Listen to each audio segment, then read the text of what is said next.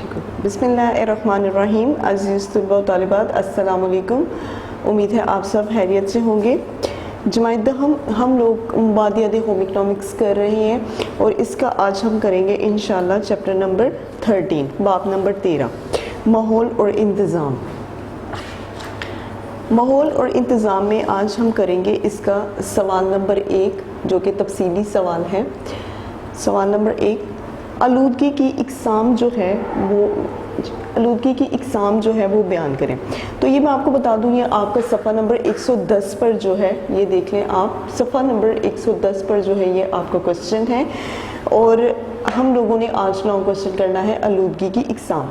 आलूदगी की 10 इकसाम है। नंबर 1 फ़ज़ाई आलूदगी, नंबर 2 आबी आलूदगी, नंबर 3 सोती आलूदगी यानी कि नॉइस पोल्यूशन।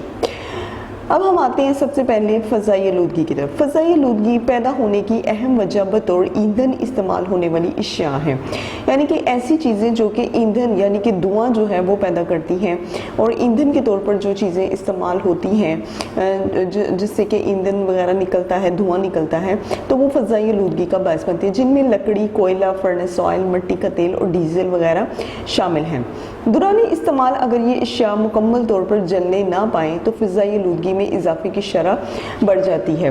दुरानी इस्तेमाल अगर इस्तेमाल के दौरान जो है ये जितनी भी चीज़ें हैं ये मुकम्मल तौर पर ना जलें तो फिर फ़ज़ाई आलूदगी जो है उसमें इजाफा बढ़ जाता है। माहौल में मुख्तलिफ गैसों के अखराज से पैदा होने वाली फ़ज़ाई आलूदगी की वजह ज़मीन पर इंसानी सरगर्मियाँ भी हैं। अब माहौल में मुख्तलिफ किस्म की गैसों से पैदा होने वाली जितनी भी फ़ज़ाई आलूदगी है इसकी जो है वो इंसानी सरगर्मियाँ हैं, यानी कि इंसान जो कुछ भी काम करता है वो सब जो है वो फ़ज़ाई आलूदगी का बायस बनती है। कुदरती वाक़यात में मुख्तलिफ जानवरों का मर जाना, पौधों और पत्तों का खुश्क होकर गिर जाना और फिर इसी जगह पर इनके गलने सड़ने का फितरी अमल शुरू हो जाना।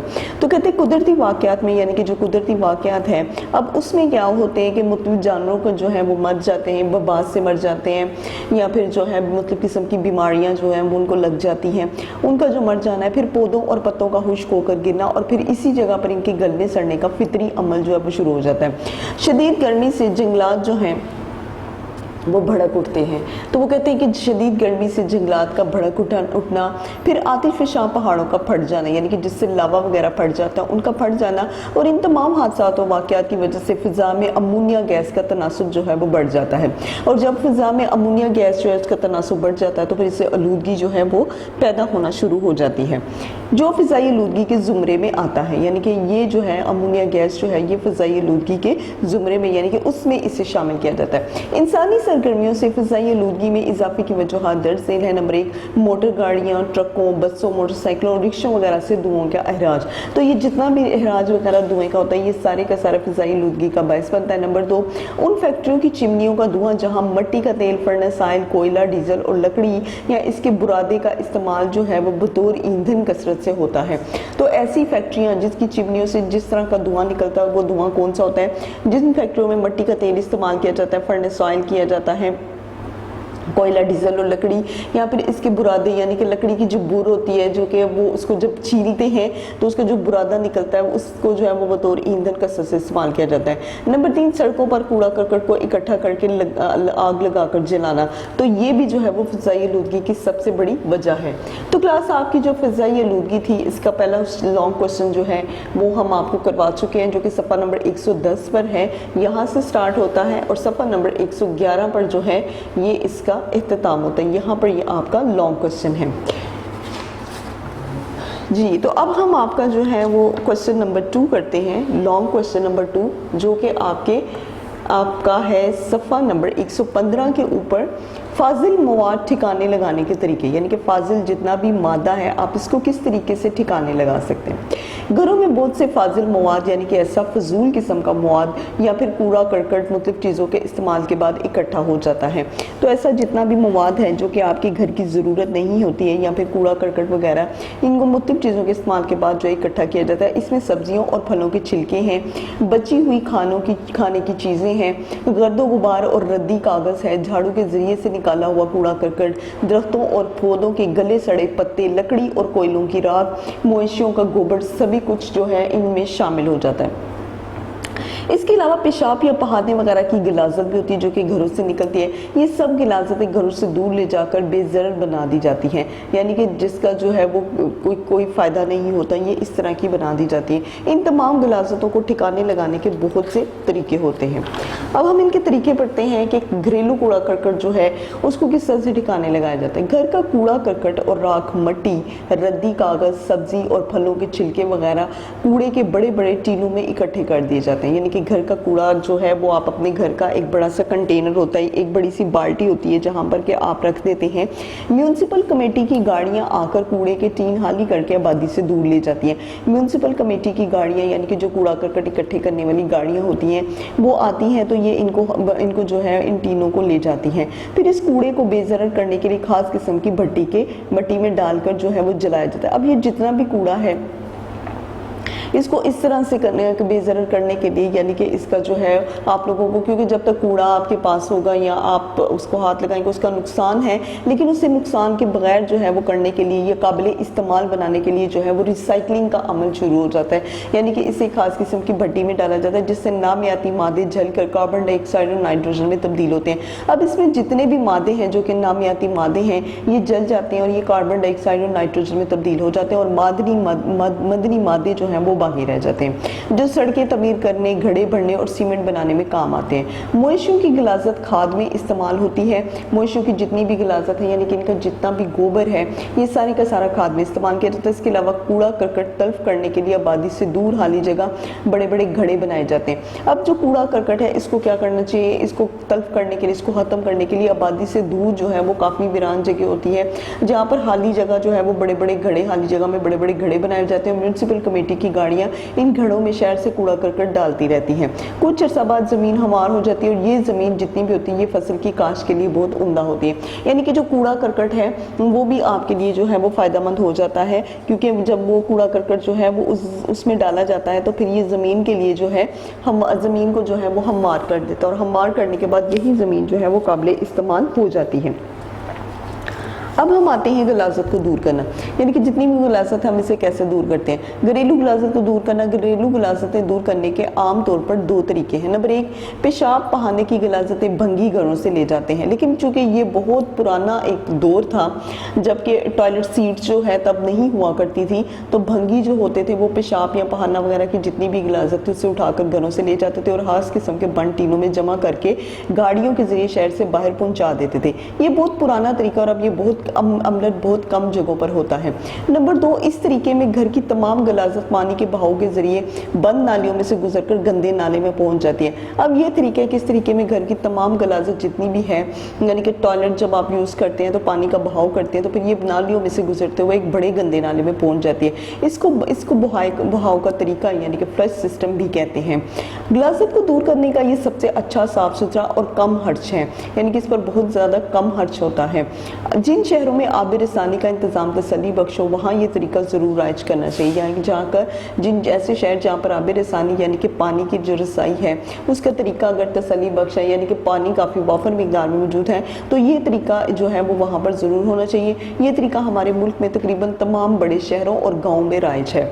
घर से बाहर गिलाजत को दूर करना, मज़कूरा बाला गिलाजतों को जब म्यूनसिपल कमेटी गाड़ियाँ शहर से बाहर पहुँचाती हैं तो इन्हें ज़ाया करने के लिए दो तरीके इस्तेमाल किए जाते हैं। नंबर एक, हंदक वाला तरीका। जी, हंदक वाला तरीका कौन सा है? तकरीबन 1 फीट के फासले पर 2 फीट चौड़ी और 1.5 फुट गहरी हंदकें जो हैं वो खोद कर इसमें गंदगी की 1 फीट मोटी तय बिछा दी जाती है।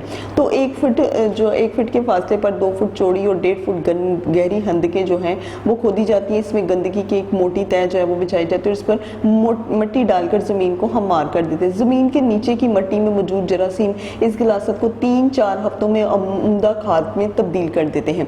अब ज़मीन के नीचे जितने भी जरासीम होते हैं, जब ये गिलाजत, ये पहाना वगैरह जो है वो 2 फुट चौड़ी और जो 1.5 फुट गहरी हंदक जो है उसमें डाल दिया जाता है, फिर क्या होता है तो उसमें डालने के बाद ज़मीन के नीचे खुद एक अपने जरासीम होते हैं। अब ये जितने भी जरासीम हैं ये उस सारे पहाने को जो है वो खाद में बदल देते हैं और ये हंदकें ज़्यादा गहरी नहीं खोदनी चाहिए। अब यानी कि जो फसलों के लिए जो है वो बहुत ज़्यादा इस्तेमाल होती है। कहते हैं कि ये हंदकें ज़्यादा गहरी नहीं खोदनी चाहिए क्योंकि ज़्यादा गहरी जगह पर जरासीम नहीं पाए जाते।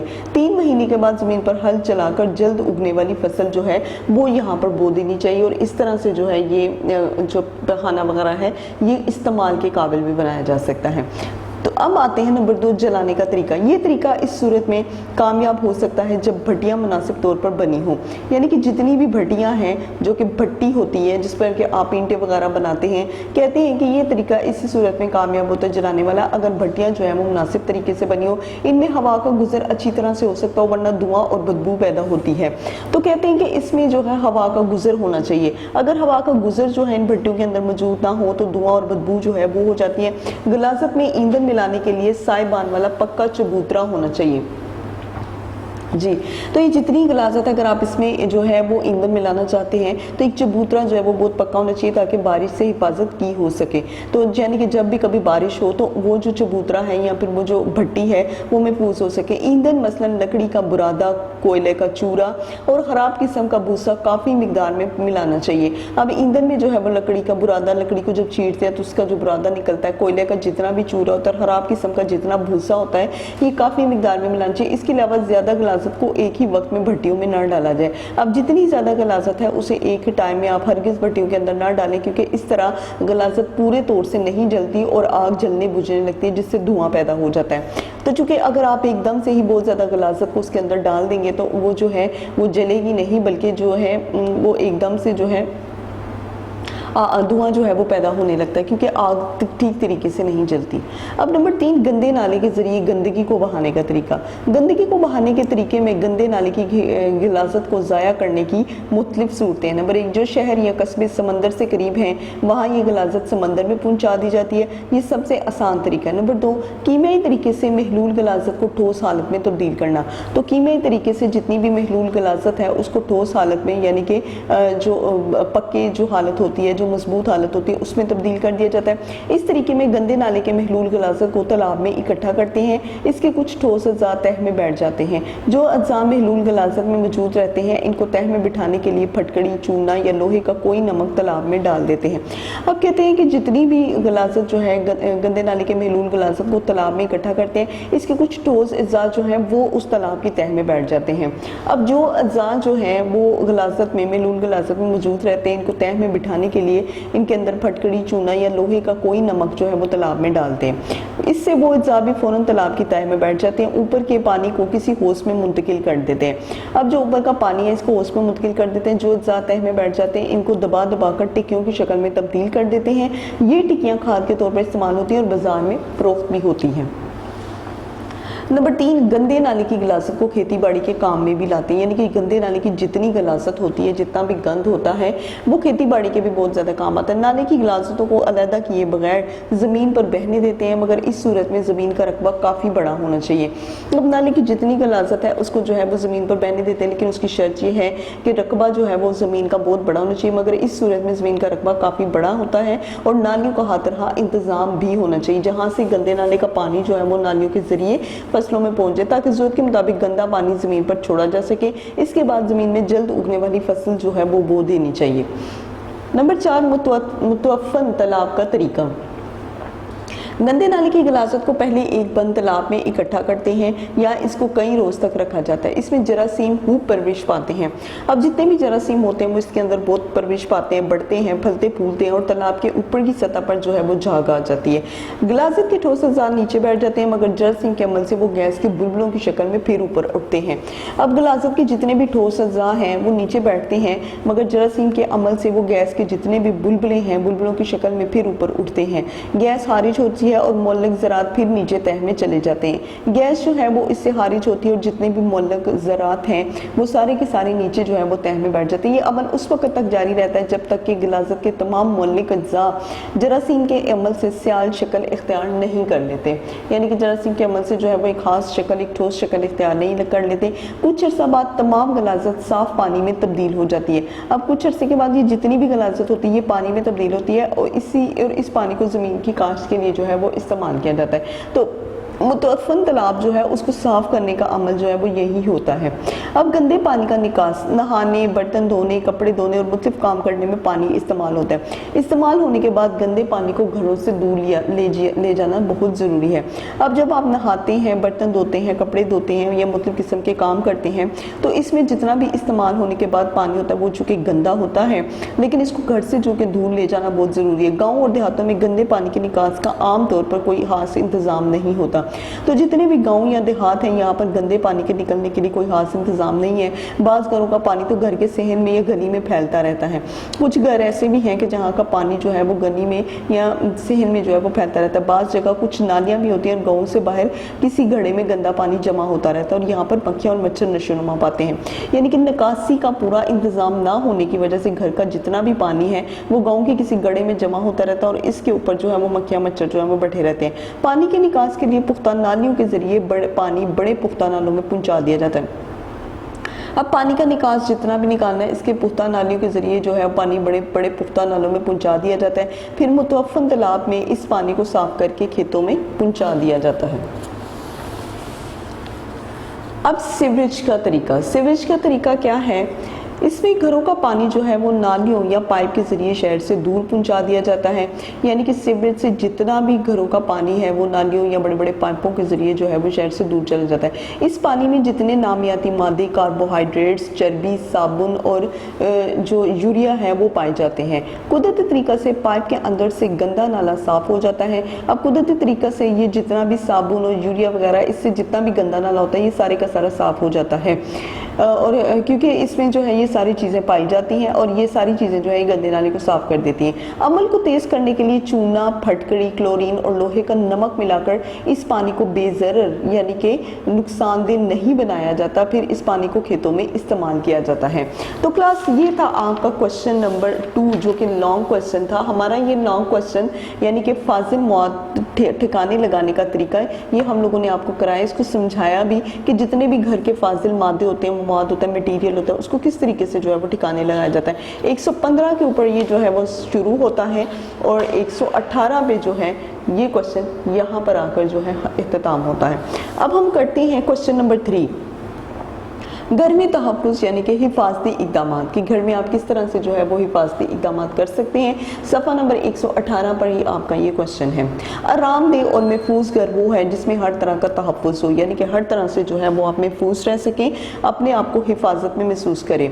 घरों में सैकड़ों चीज़ें ऐसी होती हैं जो ज़रा सी बेहतियाती से खतरे का बायस बन जाती हैं। बहुत सी चीज़ें घरों में इस तरह की होती हैं कि अगर आप थोड़ी सी भी बेहतियाती करें तो वो आपके लिए जो है वो ख़तरा पैदा कर सकती हैं। हमारी ये लापरवाही और ये जितनी भी गफलत है ये घर के किसी अजीज या पड़ोसी की मौत या इसके जख्मी होने या कीमती अशिया के तबाह होने का सबब भी बन सकती है। तो कहते हैं कि हम जितनी भी लापरवाही करते हैं या जितनी भी गफलत का मुजाहरा करते हैं या तो ये हमारे किसी घर के अजीज पड़ोसी की मौत या फिर इससे होने वाले कुछ लोग जो हैं वो जख्मी भी हो सकते हैं या फिर कीमती अशिया जो है वो हमारे घर की तबाह भी हो सकती हैं। इसी घर ऐसे होने चाहिए जिसमें चलते फिरते हादसा पेश ना आए। आमतौर पर दर्ज झेल किस्म के हादसा जो हैं वो घरों में पेश आते हैं। अब नंबर 1 क्या हादसा पेश आता है घरों में? नंबर 1 पर फिसल कर गिरना। घरों में पानी फेंकने से कीचड़ या फिसलन हो जाए तो बेहतियाती की वजह से पाँव भी फिसल सकता है। यानी कि पानी का इस्तेमाल, और ज़्यादातर आमतौर पर मैं आपको देखूँ किचन में या तो सिंक के नीचे पानी होता है या फिर बेसन में जो है वो आप जहाँ पर आप मुँह वगैरह धोते हैं, ब्रश करते हैं, तो इन जगहों पर जो है वो पानी वगैरह जो है वो नीचे ज़मीन पर गिरता है। तो जब भी कभी आप उसका इस्तेमाल करें तो फ़ौरन से ही जो है वो वाइपर लगा दें।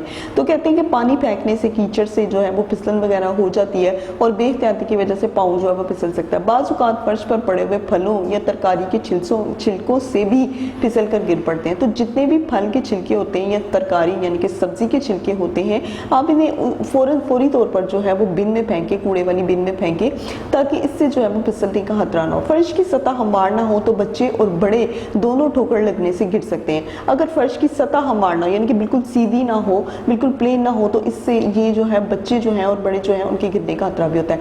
ऐसे हादसा से बचाव के लिए फलों और सब्जियों के छिलकों फर्श की बजाय कूड़ेदान में फेंकने चाहिए। तो इस तरह के जितने भी हालात हैं इसमें आप जितने भी फल और सब्जियों के छिलके हैं इन्हें आप फर्श की बजाय कूड़ेदान में फेंकें। अब चीज़ों से टकरा कर चोट लगना।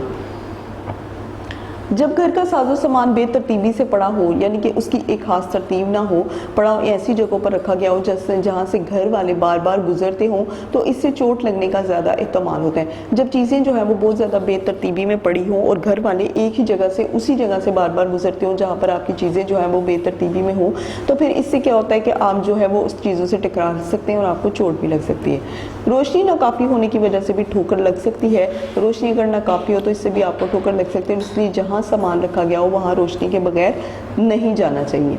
अब सुई या कील कांटे का चुभना। घरों में अक्सर औकात सुई चुभने और कील या कांटे लगने के वाक़यात जो हैं वो होते हैं। घरों में अक्सर औकात या तो सुई चुभती है या फिर कील कांटे चूँकि ज़मीन पर पड़े होते हैं काम करने के बाद, तो जो ही आप काम करें उसे फ़ौरन जो है वो समेट लें, उठा लें, एक हाथ जगह पर रखें। लेकिन अगर उन्हें ना उठाया जाए तो वैसे ही ज़मीन पर पड़े रहते हैं, जिसकी वजह से उनके लगने का या चुभने का खतरा होता है। एक छोटी सी सुई का चुभना भी बेहद तकलीफ का बायस है। इस तरह सीधी पड़ी हुई कील या पिन भी पाँव में लग जाए तो आर पार निकल सकती है। आम दरख्त के रास्ते में अगर कोई कील या किसी दरवाजे की चटकी बाहर को निकली हो तो इससे भी चोट लग सकती है। आम दरख्त के रास्ते में यानी कि घर के जिस हिस्से में से आप जो है वो आते जाते रहते हैं, तो यहाँ पर जो है अगर कोई कील या फिर किसी दरवाजे की चटकनी जो है अगर बाहर की तरफ निकली हो तो भी आपको जो है वो चोट लग सकती है। कलीन से उलझकर गिरना, दरी या चटाई में बिछाते वक्त सिलवटें रह जाती हैं। अगर दरी या चटाई वगैरह आप बिछा रहे हैं तो उसमें भी सिलवटें रह जाती हैं, इनमें उलझकर गिरने का इम्कान होता है। इससे ज़रूरी है कि सीने परोने के बाद सुई धागा एहतियात से किसी मुनासिब जगह पर रख दें और कील भी इस्तेमाल के बाद इधर उधर ना बिखेरे जाए। जी, अब जीने से लड़कना। जीने ही मतलब सीढ़ियों वगैरह से जो है वो नीचे लुढ़कना। हमारे शहर और गांव के अक्सर घरों में कई तरह की सीढ़ियाँ होती हैं। कुछ मिट्टी की सीढ़ियाँ होती हैं, कच्ची सीढ़ियाँ होती हैं, कुछ जो है वो लोहे की सीढ़ियाँ बनी होती हैं जो कंफर्टेबल भी नहीं होती। तो कहते हैं कि हमारे शहर और गाँव में बाज़ औक़ात जो है वो कई तरह की सीढ़ियाँ जो हैं वो भी बनी होती हैं। अगर ये सीढ़ियाँ बहुत ऊँची और तंग हों, यानी कि बहुत ज़्यादा ऊँची हो और तंग हो, सीढ़ियों का जंगला टूटा हुआ हो या मजबूत ना हो, तो ये भी जो है वो बहुत ज़्यादा गैर महफूज है। ऐसी सीढ़ियों पर अगर उतरते और चढ़ते हुए अगर एहतियात ना की जाए तो लुढ़क जाने का अंदेशा होता है। अब इस तरह की जितनी भी सीढ़ियां हैं, जब आप इनके ऊपर चढ़ते हैं या उतरते हैं और चढ़ते उतरते वक्त अगर आप एहतियात ना करें तो आपके नीचे गिर जाने का अंदेशा जो है वो बहुत ज़्यादा खदशा होता है। बाज़ औक़ात सीढ़ियों पर छोटी छोटी चीज़ें पड़ी रहती हैं, ये भी गिरने का सबब बन सकती हैं। अगर सीढ़ियों के अंदर छोटी छोटी चीज़ें पड़ी हों तो इससे भी जो है वो ठोकर लग सकती है या आप फिसल सकते हैं, तो आप गिर सकते हैं। खेलने के बाद बच्चों को अपने खिलौने वगैरह सीढ़ियों पर हरगिज़ नहीं छोड़ने चाहिए। नीज सीढ़ियों में रोशनी का मुनासिब इंतजाम भी होना चाहिए, क्योंकि रोशनी होने की वजह से जो है वो आपके गिरने का खतरा बहुत कम होता है। अब आते हैं बिजली के हादसे की तरफ। ऐसे हादसा अक्सर जानलेवा होते हैं, यानी कि जानलेवा साबित होते हैं, जान ले सकते हैं। इनकी तरफ तवज्जो देना बहुत ज़्यादा ज़रूरी है। अगर बिजली के तार गीले या टूटे हुए हों तो इन्हें दुरुस्त करें। टूटे हुए प्लग का इस्तेमाल जो है वो हरगिज़ ना करें। अब मोमबत्ती का गलत इस्तेमाल। छोटे मोटे सफ़र पर माचिस या मोमबत्ती के बजाय टॉर्च का इस्तेमाल आसान और महफूज होता है। यानी कि आपने घर के किसी हिस्से में जाना है तो वहाँ पर बेहतर है कि आप मोमबत्ती का इस्तेमाल हरगिज़ ना करें, बल्कि टॉर्च का इस्तेमाल जो है वो ज़्यादा बेहतर है। मोमबत्ती स्टैंड पर लगाएं, जलती मोमबत्ती हरगिज़ ना छोड़ें। मोमबत्ती जो है उसको स्टैंड पर लगाएं और हरगिज़ घर के किसी हिस्से में जलती मोमबत्ती ना छोड़ें, क्योंकि हवा का अचानक झोंका अगर मोमबत्ती को जलने वाली अशिया पर गिरा दे तो इस तरह आग पलंग की चादरों, पर्दों और कपड़ों के जरिए जो है वो फैल जाती है। अब चूहों और कीड़े मकोड़ों से बचाओ, यानी कि किस तरह आप चूहों और कीड़े मकोड़ों से जो है वो बच सकते हैं। चूहों और दीगर नुकसानदेह कीड़ों से बचने के लिए चूहे मार गोलियां या फिर चूहेदान का इस्तेमाल करें, यानी कि जहां पर जो है आप चूहे वगैरह को जो है वो मार सकते हैं या उसके अंदर पिंजरे के अंदर जो है वो फंस जाए। पिंजरे के अंदर ये टेढ़ी ये सही है, पिंजरे के अंदर जो है वो फंस जाए, तो इस तरह से जो है वो इसका इस्तेमाल करें। घर में सफाई रखी जाए ताकि जहरीले कीड़े पैदा ना होने पाए। घर को जो है वो साफ़ सुथरा रखें ताकि जितने भी जहरीले कीड़े हैं वो पैदा ना हो। ऐसी जहरीली दवाइयों को एहतियात से रखना चाहिए ताकि अफराद खाना जो है इससे महफूज रखें। लेकिन अगर आप चूहे मार गोलियाँ या फिर इस तरह की चीज़ें इस्तेमाल करते हैं तो इन जितनी भी जहरीली दवाइयाँ हैं इन्हें घर के अफराद से दूर रखना चाहिए। अब आग या गर्म चीज़ों से जलना या झुलसना। आग लगने के खतरों से बचाव के लिए माचिस वगैरह को बच्चों की पहुंच से दूर रखनी चाहिए। अब आग लगने का जो खतरा है, अगर आप इससे बचना चाहते हैं तो आप क्या करें कि माचिस वगैरह से जो है वो बच्चों को दूर रखें और बच्चों को इसके नुकसान से आगाह करें, और बच्चों को ये भी बताएं कि माचिस वगैरह से जो है वो आग भी लग सकती है। इसके अलावा घर में रेत और आग बुझाने वाला पंप वगैरह रखना चाहिए। इसके अलावा चूल्हे को इस्तेमाल करते वक्त नीज बिजली और गैस के हीटर के करीब बैठते वक्त अपने कपड़ों को संभालना ज़रूरी है। तो इसके बाद बिजली और गैस के जितने भी हीटर वगैरह हैं, हीटर के करीब जो है बैठते वक्त जो है अपने कपड़ों को संभालना ज़रूरी है। आग के करीब नायलॉन के कपड़े पहनकर हरगिज़ नहीं बैठना चाहिए, क्योंकि नायलॉन जो है वो जल्दी आग पकड़ता है। तो आपकी आग के करीब जब भी कभी आप बैठें तो नायलॉन के कपड़े जो हैं वो हरगिज़ ना पहने, क्योंकि नायलॉन जो है वो आग को जल्दी पकड़ता है। बुझे हुए कोयले या लकड़ी को उठाते वक्त ख्याल रखें इसमें चिंगारी हरगिज़ ना हो। जब भी कभी आप बुझे हुए कोयले यानी कि घर में कोयले वगैरह जलाते हैं तो कोयलों को या लकड़ी को उठाते वक्त इस चीज़ का ख्याल रखें कि इसमें जो चिंगारी है, शोला जो है वो हरगिज़ नहीं होना चाहिए। खोलते हुए पानी, गर्म तेल या घी और उबलते हुए दूध को चूल्हे से उतारते वक्त पतीली को साफी या डस्टर के साथ मजबूती से पकड़ें और अलग रखें। खोलता हुआ जितना भी पानी है या फिर गर्म तेल है या घी है, जब भी आप इसे पकड़ते हैं तो उबलता हुआ दूध भी है तो इसे चूल्हे से उतारते वक्त पतीली को साफी या डस्टर के साथ मजबूती से पकड़ें और इसे अलग रखें, ताकि कोई दूसरा काम करते वक्त गर्म गर्म पानी या चीज़ गिरने का इम्कान ना हो। तेजाब और जिस्म को झुलसाने वाली दुआओं से भी एहतियात करें। ऐसी चीज़ें जो कि तेजाब वगैरह होती हैं जो कि आप अपने घर में इस्तेमाल करते हैं, या फिर जिस्म को झुलसाने वाली जितनी भी दुआएं हैं जो कि तेजाब जैसी हैं, एसिड हैं, तो इन्हें भी एहतियात से जो है वो दूर कर दें। दुआओं को हमेशा ढक्कन या कॉक वाली बोतल में रखें। दुआओं की बोतलों पर इनका नाम ज़रूर लिखें और इन्हें बच्चों की पहुंच से खास तौर पर दूर रखें। अब चाकू या शीशे से जख्म लगना। घर में चाकू या ब्लेड खुले छोड़ देने या छुरी को बेहतियाती से रख देने से बच्चे यकीनन इसे इस्तेमाल करने लगते हैं, क्योंकि बच्चों का जो रुझान है वो ज़्यादातर इन चीज़ों पर होता है। तो कहते हैं घरों में चाकू या ब्लेड अगर आप खुले रखते हैं, खुले छोड़ देते हैं या छुरी को बेहतियाती से रख देते हैं तो बच्चे जो हैं वो इनका इस्तेमाल करने लगते हैं और कहीं ना कहीं आपको जख्म लगा देते हैं। तेज़ धार चीज़ों को बहुत एहतियात करनी चाहिए। इन्हें इस्तेमाल करने के बाद जो है किसी महफूज जगह पर और बच्चों की पहुँच से जो है वो दूर रखना चाहिए। शीशों के टुकड़ों और किरचियों से भी हाथ पांव कट सकता है, इसलिए अगर किसी जगह बोतल या शीशा टूट जाए तो इसे बहुत अच्छी तरह मुकम्मल तौर पर साफ कर लेना चाहिए। कटे हुए बटन को जितने भी हैं उठाते और खोलते हुए बहुत एहतियात से काम लेना चाहिए। कटे हुए टीन को जब भी कभी आप इस्तेमाल करें तो उसे उठाते हुए बहुत एहतियात से काम लेना चाहिए, क्योंकि टीन का जितना भी जख्म है चाकू या छुरी के जख्म से कुछ कम तकलीफदेह नहीं होता, क्योंकि टीन का जख्म जो है वो चाकू या छुरी से भी ज़्यादा तकलीफदेह होता है। मुनासिब तो ये है कि टीन को काटने के बाद अगर इस्तेमाल करना मकसूद हो, अगर आप इसे इस्तेमाल करना चाहते हैं काटने के बाद, तो इसकी कटी हुई सतह को कूट कर बराबर कर लिया जाए, क्योंकि जब आप उसको काटते हैं तो उसका जो जितना भी ज़ायद लोहा वगैरह है वो निकल आता है बाहर। तो कहते हैं कि जब आप इसे काटते हैं तो इसका जितना भी ज़ायद किस्म का हिस्सा होता है आप इसे कूट लें और इसको बराबर कर लें। लोहे या बिजली की इस्त्री को कभी लकड़ी पर या जल्दी आग पकड़ने वाली चीज़ों पर हरगिज़ ना रखें। घरेलू हादसात से महफूज रहने के लिए अगर हिफाजती इक़दाम को मद्देनज़र रखा जाए तो बहुत हद तक इन खतरात से महफूज रह सकते हैं और घर में हर तरह का तहफ़्फ़ुज़ जो है वो आपको हासिल हो सकता है। तो जी क्लास, ये था आपका चैप्टर जो है चैप्टर नंबर 13 माहौल का इंतज़ाम, माहौल और इंतज़ाम। तो आपको ये जो चैप्टर है ये करवाया जा चुका है, इसके लॉन्ग क्वेश्चन जो है वो मुकम्मल करवाए जा चुके हैं। अब हम क्या करते हैं कि अब हम आते हैं आपके अगले चैप्टर की तरफ। तो जमायत हम मुबादियात होम इकनॉमिक्स जो है वो हम लोग कर रहे हैं और मुबादियात होम इकनॉमिक्स में जो है हम अगला चैप्टर आपका करेंगे चैप्टर नंबर 14 बाब नंबर 14 आर्ट और डिज़ाइन।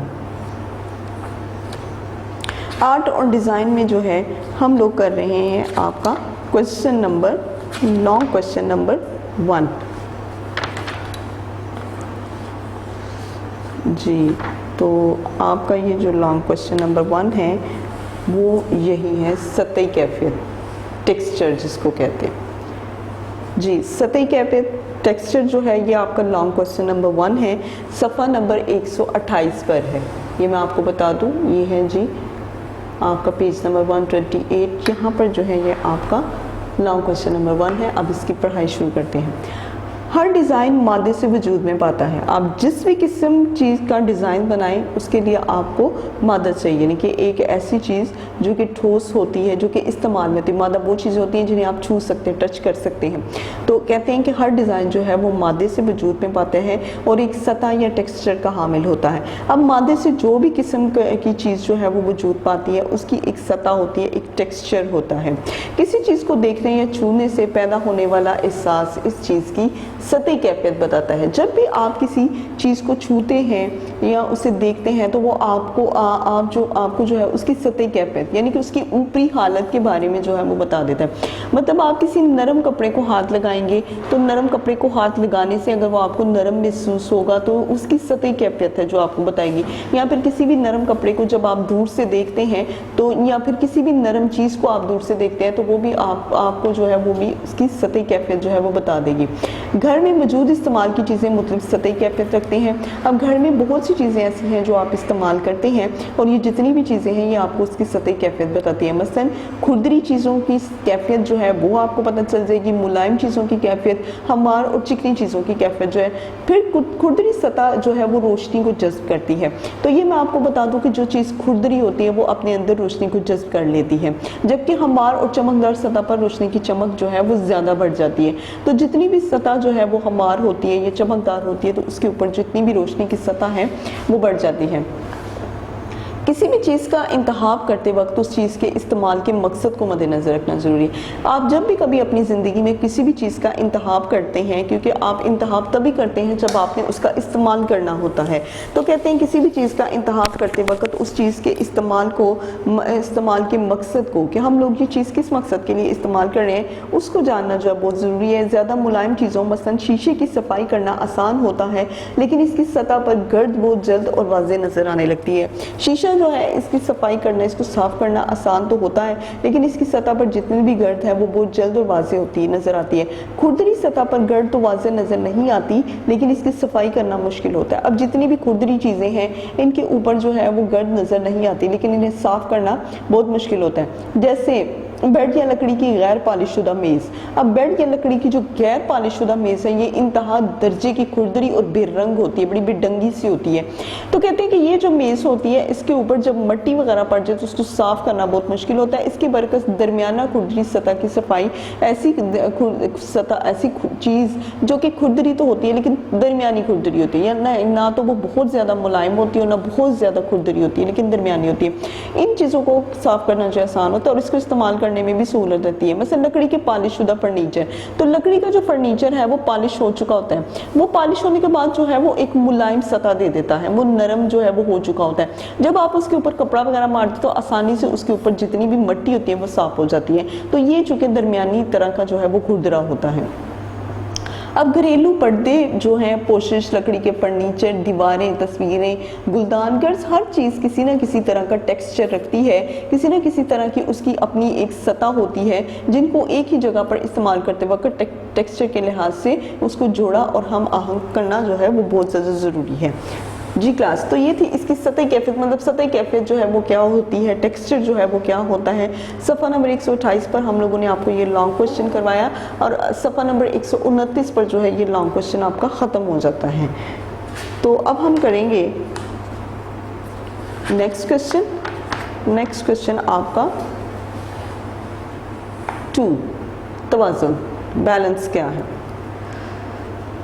सफ़ा नंबर 133 पर पेज नंबर 133 पर आपका ये क्वेश्चन है कि तवाज़ुन जो वो है वो क्या है, यानी कि बैलेंस।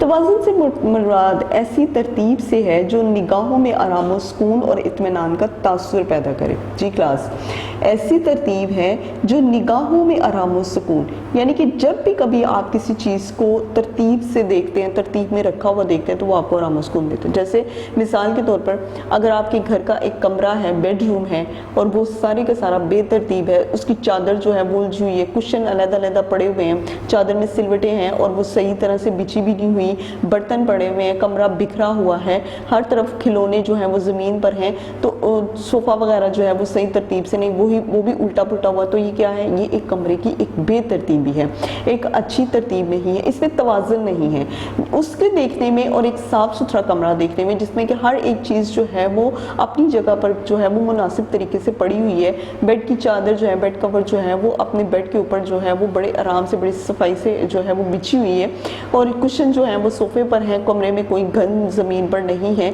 साफ सुथरा से है, कलीन जो है वो सलीके तरीके से बिछा हुआ है। तो ये एक तवाज़ुन है। अब उस कमरे को जो कि बेतरतीब है और उस कमरे को जिसमें कि तवाज़ुन नहीं है, आपको दिखने में बहुत ज़्यादा फ़र्क नज़र आएगा। तो कहते हैं असल में तवाज़ुन ऐसी तरतीब को कहते हैं जो निगाहों में आपके बड़ा आराम व सुकून और इत्मीनान का तासुर देता है। आर्ट में तवाज़ुन की मिसाल तोलने वाले तराजू से दी जा सकती है, जिसे मुतवाज़न करने के लिए इसके मरकज़ के दोनों इतराफ़ में हम वज़न अशिया या बराबरी की दिलकशी और जाज़बियत का होना ज़रूरी है। अगर हम आर्ट की तरफ आते हैं तो आर्ट में तवाज़ुन की जितनी भी मिसाल है, यानी कि बैलेंस की जितनी भी मिसाल है, आप इसे तोलने वाले तराजू से कर सकते हैं, जिसे मुतवाज़न करने के लिए यानी कि जिसको बराबर करने के लिए आप मरकज़ के दोनों इतराफ़ में हम वज़न चीज़ें रख लेते हैं या बराबर की दिलकशी और जाज़बियत जो है उसको कर लेते हैं। घरेलू अशिया में तवाज़ुन 3 तरीक़ों से पैदा किया जा सकता है। अब वो क्या है? रस्मी तवाज़ुन। रस्मी तवाज़ुन से मुराद ऐसा तवाज़ुन है जिसकी दोनों इतराफ़ बराबर होते हैं। अब रस्मी तवाज़ुन वो होता है कि जिसका बैलेंस जो है वो दोनों तरफ से जो है वो बिल्कुल बराबर होता है, यानी कमरे में रखे हुए बेड के दोनों इतराफ़ों की मेज़ों पर एक जैसे लैंप हो। जैसे कि ये मिसाल है, ये देखें आप, ये हो गया बेड, इसके दोनों इतराफ़ पर जो साइड टेबल हैं वो एक जैसी हैं, और इसके दोनों इतराफ़ पर जो भी आपको लैंप नज़र आ रहे हैं ये भी एक जैसे हैं। तो ये क्या है? ये एक कमरे का तवाज़ुन है जो आपको नज़र आ रहा है। तो वो कहते हैं कि कमरे में रखे हुए जो लैंप हैं वो एक जैसे हों। फिर इसके बाद कमरे में रखे हुए साइड बोर्ड के दरमियान में बड़ा सा शीशा हो, इसके दोनों इतराफ़ पर फ़ोटो फ्रेम रख दिए जाएँ। अब बड़ा साइड बोर्ड जो है, यहाँ पर एक बड़ा सा शीशा होता है और इसके दोनों तरफ जो है फ़ोटो फ्रेम रखे जाते हैं, जो रंग, शक्ल, हजम यानी कि वज़न और उसकी सतह यानी कि उसके टेक्सचर के लिहाज से जो है वो एक दूसरे से मुताबिकत रखते हैं, यानी कि दोनों जो हैं वो एक जैसे हैं। इससे जो है वो वज़न की जो सुकून और कैफियत पैदा होगी वो रस्मी तवाज़ुन है। तो इससे जब आप देखेंगे तो आपके अंदर जो है वो एक सुकून और कैफियत पैदा होगी, क्योंकि जब आप देखें इस कमरे को देख रहे हैं तो एक बेड है, अब इसमें दोनों चीज़ें जो है वो मिलती जुलती हैं, ठीक है, साइड टेबल है, फिर उसके ऊपर लैंप हैं जो मिलते जुलते हैं, रोशनी का जो है वो अच्छा इंतज़ाम है। तो जब आप एकदम से आप इसको देखेंगे तो एक बेहतर तवाज़ुन जो है वो पैदा होगा। अब हम आते हैं गैर रस्मी तवाज़ुन की। अब ये गैर रस्मी तवाज़ुन क्या है? क्लास गैर रस्मी तवाज़ुन में दोनों इतराफ़ पर रखी गई अशिया यानी कि दोनों तरफ रखी हुई चीज़ें जो हैं वो रंग, हजम, वज़ा और सतह के एतबार से एक दूसरे से मुख्तलिफ होती हैं। यानी कि दोनों तरफ जो रखी हुई चीज़ें होती हैं वो रंग के हिसाब से, वो हजम वज़न के हिसाब से, वज़ा यानी कि वो दिखने के हिसाब से और उसकी सतह यानी कि उसके टेक्सचर के एतबार से जो है वो एक दूसरे से बड़ी मुख्तलिफ होती हैं, लेकिन इनमें कशिश की कुव्वत बराबर होती है। वो दिखने में मुख्तलिफ तो होती हैं लेकिन अट्रैक्शन जो है वो करती हैं, चीज़ें दिखने में ये जो है वो बराबर ही होती हैं, यानी कि इनके अंदर एक अट्रैक्शन होती है, कशिश होती है। कम हजम और छोटे कमरों में ज़्यादातर गैर रस्मी तवाज़ुन का इस्तेमाल किया जाता है।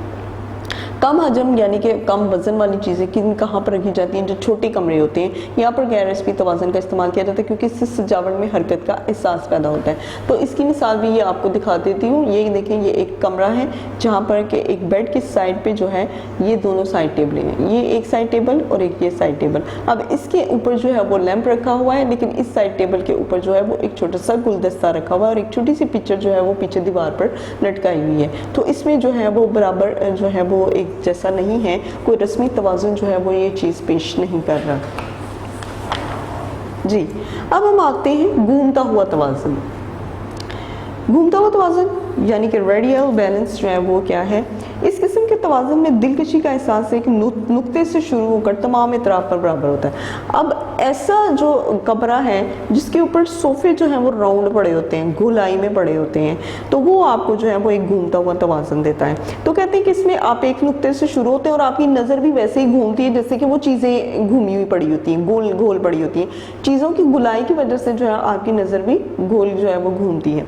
इससे निगाह एक मरकज़ पर रहने के बजाय हर तरफ घूमती है। अब निगाह जो है वो आपकी एक मरकज़ पर नहीं रहती। आप स्क्वायर चीज़ों को देखें, स्क्वायर कमरे को देखें या फिर सामने से कैसी भी चीज़ को देखें, आप सिर्फ एक तरफ देखेंगे। लेकिन जब आप किसी राउंड कमरे में राउंड चीज़ों को, गोल चीज़ों को देखेंगे तो आपकी नज़र जो है वो एकदम से घूमती है। इसकी मिसाल फूल की पत्तियां हैं जो दरमियान से बाहर की तरफ निकली हुई होती हैं। इस किस्म का तवाज़ुन ज़्यादातर हाल कमरों यानी कि बहुत बड़े कमरे, ऐसे कमरे जो कि हाल की तरह बड़े होते हैं, यहाँ पर खुली चीज़ों पर इस्तेमाल किया जाता है। जैसे कि ये कमरा है, ये देखें। अब इस कमरे में अगर आप इस सोफ़े को देखें तो ये सारे का सारा एक राउंड कर रहा है, गोल घूम रहा है। तो वो कहते हैं कि जब फिर इसके ऊपर जो पिलो है ये राउंड है, ये भी गोल है। तो वो कहते हैं कि जब आप इस तरह के किसी कमरे को देखते हैं तो अगर आप देखें हाल कमरे में इस तरह घूमता हुआ देखें तो आपकी नज़र जो है वो सोफ़े के ऊपर जब पड़ेगी तो गोल वैसे ही घूमेगी जिस तरह से ये सोफ़ा गोल है। तो जी क्लास, ये था आपका लॉन्ग क्वेश्चन नंबर 2, तवाज़ुन बैलेंस हमने आपको करवाया। सफ़ा नंबर 133 के ऊपर ये क्वेश्चन है और लॉन्ग क्वेश्चन तवाज़ुन जो है वो यहाँ से शुरू होता है और फिर ये घूमता हुआ तवाज़ुन जो है वो यहाँ पर आकर ख़त्म हो जाता है। ठीक हो गया।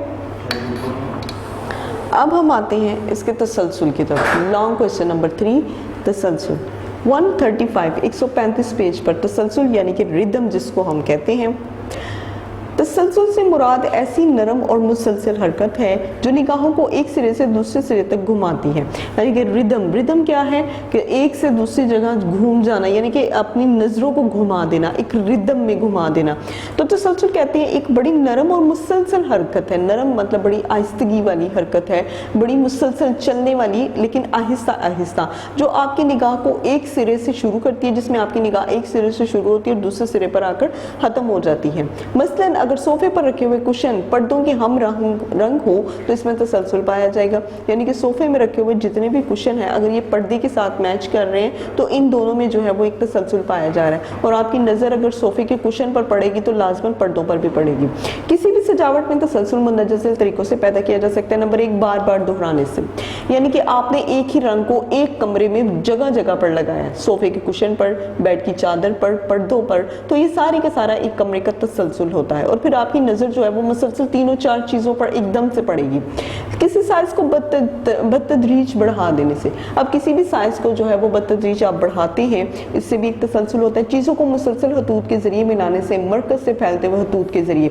अब चीज़ों को मुसलसल हतूत के ज़रिए, यानी कि सोफ़े के साथ आपका बेड है, बेड के साथ ही आपके जो है वो पर्दों की सिलसिला शुरू हो गया, ये एक तसलसल है। आपने जब सोफे को देखा एक ही कलर में तीनों चीज़ें हैं, जब आपने सोफे को देखा तो आपकी अचानक से नज़र बेड पर पड़ गई, बेड को देखा तो आपकी अचानक से नज़र जो है वो पर्दों पर पड़ गई जो खिड़कियों के पर्दे हैं। तीनों का जो रंग है वो एक जैसा है, तो ये एक तसलसल होता है। एक से फ़ौरन दूसरी जगह आपकी निगाह और दूसरी से फ़ौरन तीसरी जगह आपकी निगाह जो है वो चली जाती है। चीज़ों को मुसलसल हतूत के ज़रिए मिलाने से वो ये तरीका होता है। फिर मरकज़ से फैलते हुए हतूत के ज़रिए, फिर रेडिएशन के ज़रिए, यानी कि एक जगह से जो है वो अक्स पड़ रहा है तो वो दूसरी जगह जो है वो रोशनी का अक्स उसी रंग का पड़ रहा है, तो ये भी जो है वो रेडिएशन के ज़रिए इनके मरकज़ से भी जो है वो होता है। माहौल में दिलचस्पी और तसलसल की कैफियत पैदा करने के लिए मुख्तलिफ चीज़ों को एक खास जगह पर यकजा किया जा सकता है। अब माहौल में जितनी भी दिलचस्पी आप पैदा करते हैं या तसलसल की एक कैफियत पैदा करते हैं तो इसका क्या तरीका है कि मुख्तलिफ चीज़ों को एक खास जगह पर, यानी कि एक महसूस जगह पर आप मुख्तलिफ किस्म की 3-4 चीज़ों को एक ही रंग देकर इकट्ठा कर देते हैं, ये तसलसल है। मसलन अगर कमरे की एक दीवार पर कोई सजावट की चीज़ लगी हो तो कमरे में दाखिल होते ही नज़र एक जगह ठहर जाएगी। अब कमरे की एक दीवार पर अगर कोई सजी हुई चीज़ लगी हुई है तो जो ही आप कमरे में दाखिल होंगे तो आपकी नज़र जो है वो इसी चीज़ पर एकदम से जो है वो अटक जाएगी, ठहर जाएगी। लेकिन अगर इसी दीवार पर 3 यकसा चीज़ें इस तरह लगा दी गई हों, यानी कि एक पेंटिंग जो है आपने दीवार पर लगाई, बहुत खूबसूरत, तो जब कोई कमरे में दाखिल होगा तो उससे एक पेंटिंग को फ़ौरन से अचानक से देखेगा। लेकिन उसी तरह की 3-4 पेंटिंग्स अगर आपने और लगा दी है तो फिर क्या होगा कि नज़र तीनों चीज़ों पर एक खास अंदाज से पड़े तो तसलसल की कैफियत नुमाया होगी। यानी कि 1 सेकंड आपने एक तस्वीर को दिया, 1 सेकंड दूसरी तस्वीर को दिया और 1 सेकंड जो है तीसरी, यानी कि तीनों को 1-1 सेकंड देकर 3 सेकंड में आपने तीनों तस्वीरों को देख लिया। जी, अब आते हैं हम लोग तनासुब की तरफ, यानी कि प्रोपोर्शन। जब भी चीज़ों को इकट्ठा रखकर सजाया या तरतीब दिया जाता है तो इन चीज़ों पर खुद ब खुद अच्छा या बुरा तनासुब और ताल्लुक पैदा होता है। यानी कि जब भी आप चीज़ों को इकट्ठा करते हैं और इकट्ठा रखने के बाद आप उन्हें सजाते हैं, यानी कि तरतीब देते हैं, सजी हुई चीज़ों को तरतीब देते हैं, तो इन चीज़ों में खुद ब खुद अच्छा या बुरा तनासुब या फिर ताल्लुक जो है वो पैदा होता है। इसी तनासुब के असूल को ताल्लुक का असूल भी कहा जाता है, क्योंकि ये इश्या में ताल्लुक और वाबस्तगी पैदा करके यकजहती का ज़ामिन जो है वो होती है। तो वो कहती हैं कि ये जो है तनासुब तनासुब का असूल जो है इनको ताल्लुक का असूल भी कहते हैं, यानी कि एक का दूसरे के साथ ताल्लुक और दूसरे का तीसरे के साथ ताल्लुक, क्योंकि आपने चीज़ों को इकट्ठा कर दिया, क्योंकि ये इश्या में जो है वो ताल्लुक और वाबस्तगी जो है पैदा करके यकजहती का ज़ामिन होता है। ये असूल किसी चीज़ को छोटे बड़े मुख्तलिफ हिस्सों में इस तरह तकसीम करता है कि पहली नज़र में ही वो चीज़ सही और मुतनासिब होने का तासुर पैदा करती है। रोज़मर्रा ज़िंदगी में घरेलू आराइश में दिलकशी और तनासुब पैदा करने के लिए नंबर 1 रकबे की खूबसूरत तकसीम के बारे में जानना बहुत ज़रूरी है, यानी कि रकबे की जितनी भी तकसीम है उसके बारे में जानना आपके लिए बहुत ज़रूरी है। नंबर 2 स्केल या पैमाइश के असूलों से वाक़िफ़ियत ज़रूरी है। नंबर 3 मुख्तलिफ अशिया में रंगों और हदूद की मुख्तलिफ खसूसियात के ज़रिए जो है इनकी लंबाई चौड़ाई और हजम के तासुरात में तब्दीली जो है ये पैदा की जा सकती है। तो इन चीज़ों को भी देखना जो है बहुत ज़्यादा ज़रूरी है। तो क्लास आपका ये जो है क्वेश्चन नंबर 3 लॉन्ग क्वेश्चन तसलसल जो है ये आपका क्वेश्चन जो है 135 सफ़ा पर शुरू होता है और 136 सफ़ा पर जो है ये क्वेश्चन आपका यहाँ पर आकर ख़त्म हो जाता है, लॉन्ग क्वेश्चन जी। तो अब हम करते हैं आपका क्वेश्चन नंबर 4 यानी कि रंग जी। क्लास सफ़ा नंबर 130 के ऊपर ये क्वेश्चन है रंग।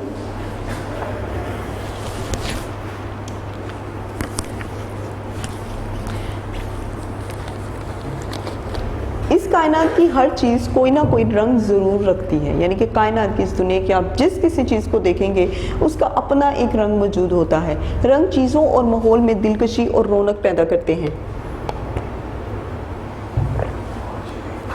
अब रंग जो है ये जितने भी हैं ये चीज़ों के अंदर या माहौल के अंदर एक दिलकशी, एक खूबसूरती और रौनक जो है वो बढ़ाते हैं, वो पैदा करते हैं। रंग शोख भी होते हैं, धुंधले भी होते हैं, गहरे भी होते हैं और हल्के भी होते हैं, और ये चीज़ों को रोशन भी करती है। धुंधला नज़दीक, दूर, हल्का, वस्ती या फिर छोटा बड़ा दिखाकर जो है वो अपना एक अहम किरदार अदा करते हैं। यानी कि जब आप रंगों को देखते हैं तो आपको तरह तरह की तस्वीरें जो हैं, तरह तरह की शक्लें जो हैं वो आपको नज़र आती हैं। अब उन शक्लों में क्या है कि वो रंगों का छोटा होना, बड़ा होना, गहरा होना, हल्का होना, शोख होना, फिर उसके बाद उनका धुंधला होना, वो नज़दीक नज़र आते हैं या फिर दूर नज़र आते हैं। तो ये रंगों के अपने जो कलर्स होते हैं जो उन पर डिपेंड करता है कि वो किस तरह के आपको नज़र आते हैं। कमरों में आराइश करते वक्त चीज़ों के रंगों में मुनासबत यानी कि उनमें मुनासिबत और उनमें हम आहंगी यानी कि एक तसलसल और बराबरी पैदा करना जो है वो बहुत ज़्यादा ज़रूरी है। माहिरीन ने रंगों से मुतल्लिक नज़रियात भी पेश किए। बहुत से नज़रियात जो हैं वो माहिरीन ने रंगों के बारे में पेश किए। इनमें से रंग के बारे में सबसे सादा और मशहूर नज़रिया ये है कि सिर्फ सुर्ख, पीला और नीला जो है वो बुनियादी रंग है, यानी कि जितने भी बेसिक रंग हैं उनमें ये 3 रंग, कौन सा, सुर्ख, पीला और नीला जो है ये बुनियादी रंग हैं जो खुद से मौजूद होते हैं, यानी कि ये खुद जो है वजूद में आए हैं और इन बुनियादी रंगों को मिलाने से दीगर रंग बनाए जा सकते हैं। यानी कि सुर्ख, पीला और नीला रंग जो है ये बुनियादी रंग हैं और इन रंगों को मिलाने के बाद यानी कि इनको आप मिलाएंगे तो एक नया तरह का रंग जो है वो आप पैदा कर सकते हैं। लेकिन बेसिक जो बुनियादी रंग हैं वो 3 यही हैं। अब एक बुनियादी रंग जो है, ऐसे रंग कुदरती तौर पर कायनात में मौजूद होते हैं। बताया गया है कि बुनियादी रंग क्या होते हैं, यानी कि प्राइमरी कलर्स क्या होते हैं। ये जो कलर्स होते हैं कुदरती तौर पर कायनात के अंदर मौजूद होते हैं, यानी कि कुदरत ने इनको पैदा किया और इनमें किसी रंग की आमेजिश नहीं होती। ऐसे रंग बुनियादी रंग कहलाते हैं, यानी कि वो रंग जिन दो को मिलाकर जो है आप कोई तीसरा रंग नहीं बनाते, वो बुनियादी रंग होता है। यानी कि ये रंग है, वो बुनियादी रंग कौन सा है, वो है सुर्ख, पीला और नीला। इनके अंदर कोई भी रंग शामिल नहीं किया। मतलब अगर हम लोगों ने ग्रे कलर करना हो तो हम रेड को या फिर येलो को कर सकते हैं, या फिर नीले को या पीले को मिलाए तो हम लोग ग्रे कलर कर सकते हैं, इससे हम ग्रीन कलर बना सकते हैं। लेकिन हम इन तीनों कलर्स को हमने किसी से भी नहीं बनाया। नंबर 2 सानवी रंग। अब ये सेकेंडरी कलर्स क्या होते हैं, ये रंग जो है बुनियादी रंगों की आमेजिश से बनाए जाते हैं। अब इसमें क्या है, सुर्ख और पीला जब आप रंग मिलाते हैं तो कौन सा कलर निकलता है, नारंगी रंग, यानी कि ऑरेंज कलर जी। क्लास तो अब सानवी रंग कौन से, इसका मतलब है नारंगी जो है वो सानवी रंग है, क्योंकि इसके अंदर हमने 2 रंग मिलाए, सुर्ख और पीला रंग हमने मिलाया तो नारंगी कलर जो है वो बन गया। फिर हम लोगों ने पीला और नीला बनाया तो कौन सा रंग बन गया, सब्ज रंग बन गया, सब्ज कलर बन गया। तो ये जो कलर है ये भी जो है वो सेकेंडरी कलर है। फिर हमने सुर्ख और नीला रंग मिलाया तो कौन सा रंग बन गया, जामनी रंग बन गया। अब हम आते हैं दरमियानी रंग की तरफ।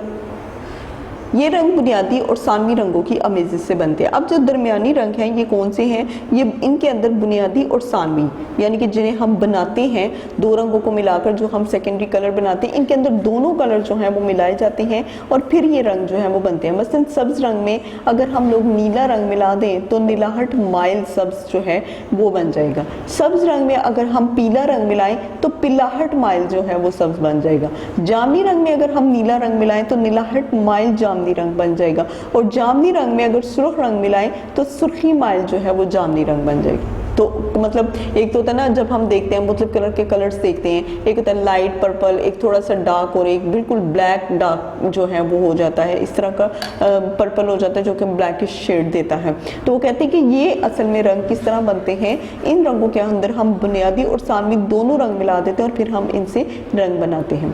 फिर उसके बाद नारंगी रंग में पीला रंग मिलाने से पिलाहट माइल नारंगी बन जाता है। इन रंगों की कदर जो है वो निस्बतन कम होती है, यानी कि ये जो रंग हैं इनकी जो वैल्यू है वो तकरीबन कम होती है और डिज़ाइन में रंगों की हम आहंगी के लिए इन्हें इस्तेमाल भी किया जा सकता है। अब हम आते हैं रंगों के दायरे की तरफ कि कलर व्हील्स क्या है। रंगों के दायरों में 12 रंग होते हैं। अगर आप रंगों का दायरा देखें तो इसके अंदर जो है वो आपको 12 रंग दिखने को मिलेंगे जो कि ये हैं जी क्लास। तो ये सारे कलर्स हैं, आपको जो है वो रंगों के दायरों में ये सारे कलर्स मिलेंगे। रंगों के दायरों में 12 रंग होते हैं जिनसे 3 बुनियादी रंग और 6 दरमियानी रंग, जिनमें हम लोग 3 बुनियादी रंग जो कि मैंने आपको बताए जो कि कुदरती तौर पर जो है बुनियादी रंग होते हैं वो, और 6 जो हैं वो दरमियानी रंग जो कि बुनियादी रंगों से बनाए जाते हैं वो होते हैं। इन तमाम रंगों को मिलाने से मज़ीद रंग जो हैं वो बनाए जा सकते हैं। जब हम इन रंगों को मिलाते हैं यानी कि बुनियादी रंगों को और 6 दरमियानी रंगों को, तो फिर क्या होता है कि मज़ीद रंग आप बनाते हैं और रंगों के दायरे में मौजूद रंगों से हम आहंगियाँ बनाई जाती हैं। गर्म रंग, रंगों के दायरे के दाईं तरफ मसलन दाईं तरफ वाले रंग मसलन सुर्ख, नारंगी वगैरह गर्म रंग कहलाते हैं। अगर आप सुर्ख और नारंगी को देखें यानी कि ऑरेंज कलर को देखें तो ये जो है वो गर्म रंग है क्योंकि इन रंगों से जोश और तेज़ी का तासुर मिलता है। ये जो रंग होते हैं इनके अंदर जो है वो जोश और तेज़ी जो है वो बहुत ज़्यादा पाई जाती है। ये आग की जानिब बढ़ते हुए महसूस होते हैं, यानी कि ये जो है आप जब सुर्ख कलर को या फिर ऑरेंज कलर को देखेंगे तो आपको क्या नज़र आएगा, ऐसे जैसे कि आग जैसी कोई तस्वीर जो है वो शक्ल जो है या उस जैसा तासुर जो है वो देने की कोशिश करेंगे। बड़े कमरों में गर्म रंगों का इस्तेमाल जो है वो बड़ा मुनासिब रहता है। अब हम आते हैं ठंडे रंग की तरफ। रंगों के दायरे पर मौजूद बाईं तरफ के रंग ठंडे रंग कहलाते हैं। अब रंगों के दायरे पर मौजूद जो बाईं तरफ है ये ठंडे रंग है जिसमें नीला रंग है, सब्ज रंग है, जामनी रंग है। ये रंग आसमान और पानी से मुनासबत रखते हैं। नीला रंग, सब्ज रंग, जामनी जो है ये पानी वगैरह से जो है ये तशबीह देते हैं, उससे ये जो है मुनासबत रखते हैं। इनका तासुर जो है वो बड़ा पुरसुकून होता है और ये पीछे की जानिब हटते और गैर नुमाया होते हुए महसूस होते हैं, यानी कि इतने वज़े जो हैं इतने नुमाया जो है वो नहीं महसूस होते। तारीक और तंग जगहों पर ठंडे रंगों के इस्तेमाल से जगह को हवादार और रोशन बनाया जा सकता है। तो क्लास ये जो है यहाँ पर आप देखें ये है हाफ हम लोगों का एक सर्कल। हम लोगों ने इसमें पूरे 12 रंग मिलाए हैं जिसमें कि कुदरती रंग भी हैं यानी कि बुनियादी रंग भी हैं, दरमियानी रंग भी हैं और बुनियादी और दरमियानी रंग से जो बने हुए रंग हैं वो भी हैं। अब इसमें आप देख सकते हैं कि ये जो है हाफ हमने कर दिया, ये हमारा गर्म रंग है और ये हमारे ठंडे रंग है। तो ठंडे रंगों में हमने आपको बताया था ना कि जो कि आसमान से जो है वो मुनासबत रखने वाले रंग हैं ये वो वाले हैं। तो क्लास आपका जो है चैप्टर नंबर 14 आर्ट और डिज़ाइन मुकम्मल हो चुका है। इसके तफसीली सवाल जो हैं वो हम आपको करवा चुके हैं। अब इंशाल्लाह हम लोग आपके अगले चैप्टर की तरफ आते हैं। अगले चैप्टर के जितने भी लॉन्ग क्वेश्चन हैं इंशाल्लाह अज़ीज़ आपको वो करवाए जाएंगे। तो जी क्लास मुबादियात होम इकनॉमिक्स में जो है हम लोग 10th क्लास आज हम करेंगे बाब नंबर 15 रोज़मर्रा ज़िंदगी में आर्ट, यानी कि हमारी रोज़मर्रा ज़िंदगी में आर्ट की जो है वो क्या हैसियत है जी। तो इसका हम लोग कर रहे हैं लॉन्ग क्वेश्चन नंबर 1 घर और माहौल में डिज़ाइन का इस्तेमाल जी। क्वेश्चन नंबर 1 आपका पेज नंबर 144 पर है। अब इसका क्या है क्वेश्चन, घर और माहौल में डिज़ाइन का जो इस्तेमाल है वो क्या है। घरेलू आराइश में आर्ट का इस्तेमाल। किसी घर में दाखिल होते ही जहन में एक ख़ास किस्म का तासुर आता है। यानी कि जब भी कभी आप किसी घर में दाखिल होते हैं तो उस घर को देखकर, उसकी डिज़ाइनिंग को देखकर, उसके आर्ट को देखकर या उसके सादापन को देखकर जो है, अगर मतलब आर्ट से ताल्लुक़, हर कोई घर तो नहीं होता, हर किसी घर में आराइशी चीज़ें नहीं होती, हर कोई घर सजा हुआ नहीं होता, लेकिन जब भी कभी आप किसी घर में दाखिल होते हैं तो एक ख़ास किस्म का तासुर जो है, एक ख़ास किस्म का ख्याल जो है या एक ख़ास किस्म का असर जो है वो घर आपके जहन में डालता है। कभी कभार कमरे की आराइश से निगाहें हैरान हो जाती हैं। अब जब आप कमरे की आराइश को देखें, सजावट को देखें तो आप हैरान रह जाएंगे और पुरसताइश तौर पर कमरे का जायज़ा लेने पर मजबूर भी हो जाती हैं। और पुरसताइश यानी कि काबिल तारीफ आंखें आपकी हो जाती हैं, यानी कि आप उस कमरे का जायज़ा लेते हैं और अपने दिल ही दिल में जो है उसकी तारीफ भी करते हैं कि किसी चीज़ से कमरा इतना पुररौनक और पुरकशिश लगे, कि वो कौन सी ऐसी चीज़ है जिससे ये कमरा जो है वो इतना पुररौनक और इतना कशिश में लग रहा है। हर चीज़ परखने के बाद बाज़ औक़ात कमरे में पड़ी एक दो चीज़ें सारे माहौल पर हावी और नुमाया महसूस होती हैं। जब आप हर चीज़ को परखते हैं तो उस कमरे में एक पड़ी हुई एक दो चीज़ें जो हैं वो ऐसी होती हैं जो कि सारे माहौल पर हावी होती हैं, भारी होती हैं। अब वो एक दो चीज़ें कौन सी हैं? या तो वो कोई डेकोरेशन की चीज़ होगी, या बहुत खूबसूरत बेड होगा, या बहुत खूबसूरत जो है वो कोई टेबल होगी, या फर्नीचर बहुत खूबसूरत होगा। इस तरह से होगा कि कोई ना कोई ऐसी चीज़ होगी जो कि कमरे के ऊपर हावी होगी, नुमाया करती हुई। लेकिन अगर गौर किया जाए तो मालूम होगा कि कमरे में सिर्फ वो एक चीज़ ही वजह कशिश नहीं, बल्कि साजो सामान का रंग, उसके डिज़ाइन, उसका साइज़ो वज़ा, यानी कि उसका दिखना जो है, उसका साइज़ जो है वो कैसा है, और ख़ास तौर पर उनकी जो तरतीब है। अगर आप किसी आम से फर्नीचर को भी खूबसूरत तरतीब के साथ रखते हैं तो वो भी कमरे की सजावट में एक अच्छा सा लुत्फ़ देता है। इनकी तरतीब और दीगर अवामल कमरे को खूबसूरत बनाने की ज़ामिन है, जिसमें इन्हें मुंतखब करने और तरतीब देने वाली की हिस्से जमाल जो है वो शामिल होती है, यानी कि उसकी एस्थेटिक सेंस जिसको हम लोग कहते हैं कि उसकी जो हिस्से जमाल है, यानी कि खूबसूरती की जो हिस्सा है, जो अच्छा दिखने वाली जो उसके अंदर हिस्स पाई जाती है वो बड़ी वाज़ेह हो जाती है। क्योंकि हर शख्स की हिस्से जमाल दूसरे से मुख्तलिफ होती है, हर चीज़ की पसंद और नापसंद जो है वो एक दूसरे से मुख्तलिफ होती है, इसलिए लोगों की पसंद भी एक दूसरे से मुख्तलिफ होती है, जिसका इजहार वो ज़िंदगी के हर पहलू में करते हैं। हाँ, वो लिबास हो, उनके जेवर हो, उनके बालों का स्टाइल हो, घर हो, घरेलू आराइश की चीज़ें हो, या फिर कोई और शोबा वगैरह हो, यानी कि जिस शोबे से भी वो ताल्लुक़ रखते हैं वहाँ पर उनकी पसंद और नापसंद जो है वो साथ साथ चलती है। इसी तरह इंसानी पसंद, ज़ौक़ और आर्ट का हमारी ज़िंदगी से बहुत गहरा ताल्लुक़ है। तो क्लास ये आपको वाज़ेह कर दूँ कि इंसान की जो पसंद है, उसकी जो पसंद होती है, उसका जो ज़ौक़ होता है, जो शौक़ होता है और जो आर्ट होता है वो हमेशा उसकी ज़िंदगी से बहुत ज़्यादा गहरा ताल्लुक़ रखता है।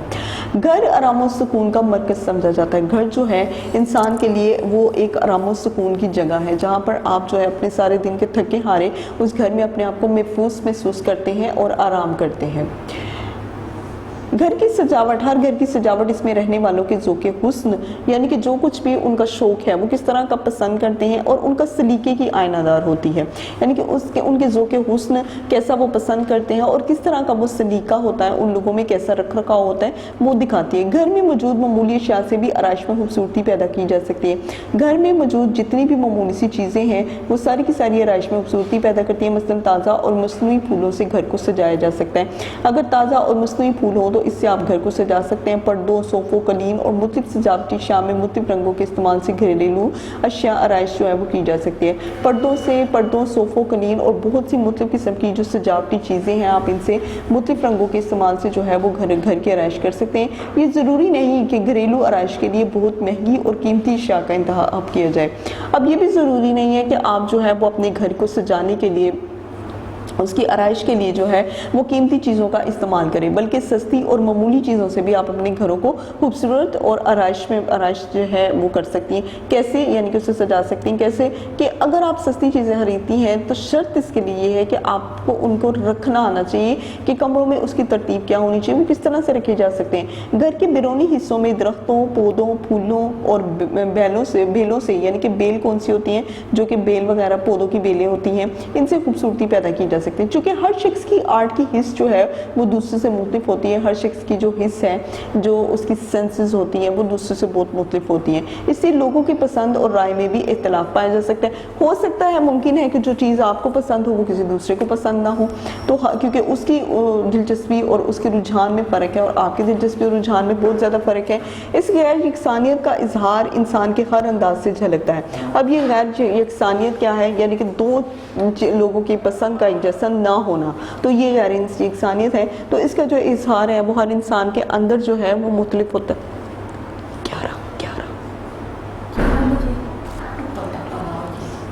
इंसान के हर अंदाज से झलकता है और इसके कमरे में दाखिल होती है इसकी ज़ौक़ का बखूबी अंदाज़ा जो है वो लगाया जा सकता है।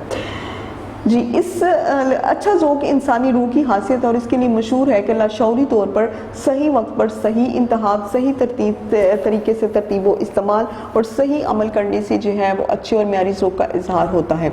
यानी कि कहते हैं कि लाशऊरी तौर पर अगर आप देखें तो सही वक्त पर आप सही चीज़ का इंतखाब भी करें। वक्त क्या है, उसके मुताबिक आपने कौन सी चीज़ से इंतखाब करनी है। वक्त से मुराद क्या है, वक्त से मुराद ये नहीं कि घड़ी का टाइम दे के आपने चीज़ें, वक्त से मुराद ये कि आपके ओकेजन क्या है, आपके घर में कौन सी वाली तकरीब है, कौन सी पार्टी है, उसके मुताबिक आप आराइशी चीज़ें जो है वो ख़रीद सकते हैं, वो लगा सकते हैं। सालगिरह के लिए चूँकि बहुत सी अजीब और तरह के होते हैं, शादी के लिए ज़रा और तरह की चीज़ें होती हैं जिससे आप अपने घर को सजा सकते हैं। तो वो कहते हैं कि सही इंतखाब वक्त के मुताबिक हमेशा करना सीखें, फिर उसके बाद आप उससे क्या करें कि सही तरीके से जो है वो उनकी तरतीब इस्तेमाल करें और सही अमल करने से अच्छे और म्यारी ज़ौक़ का इजहार भी होता है।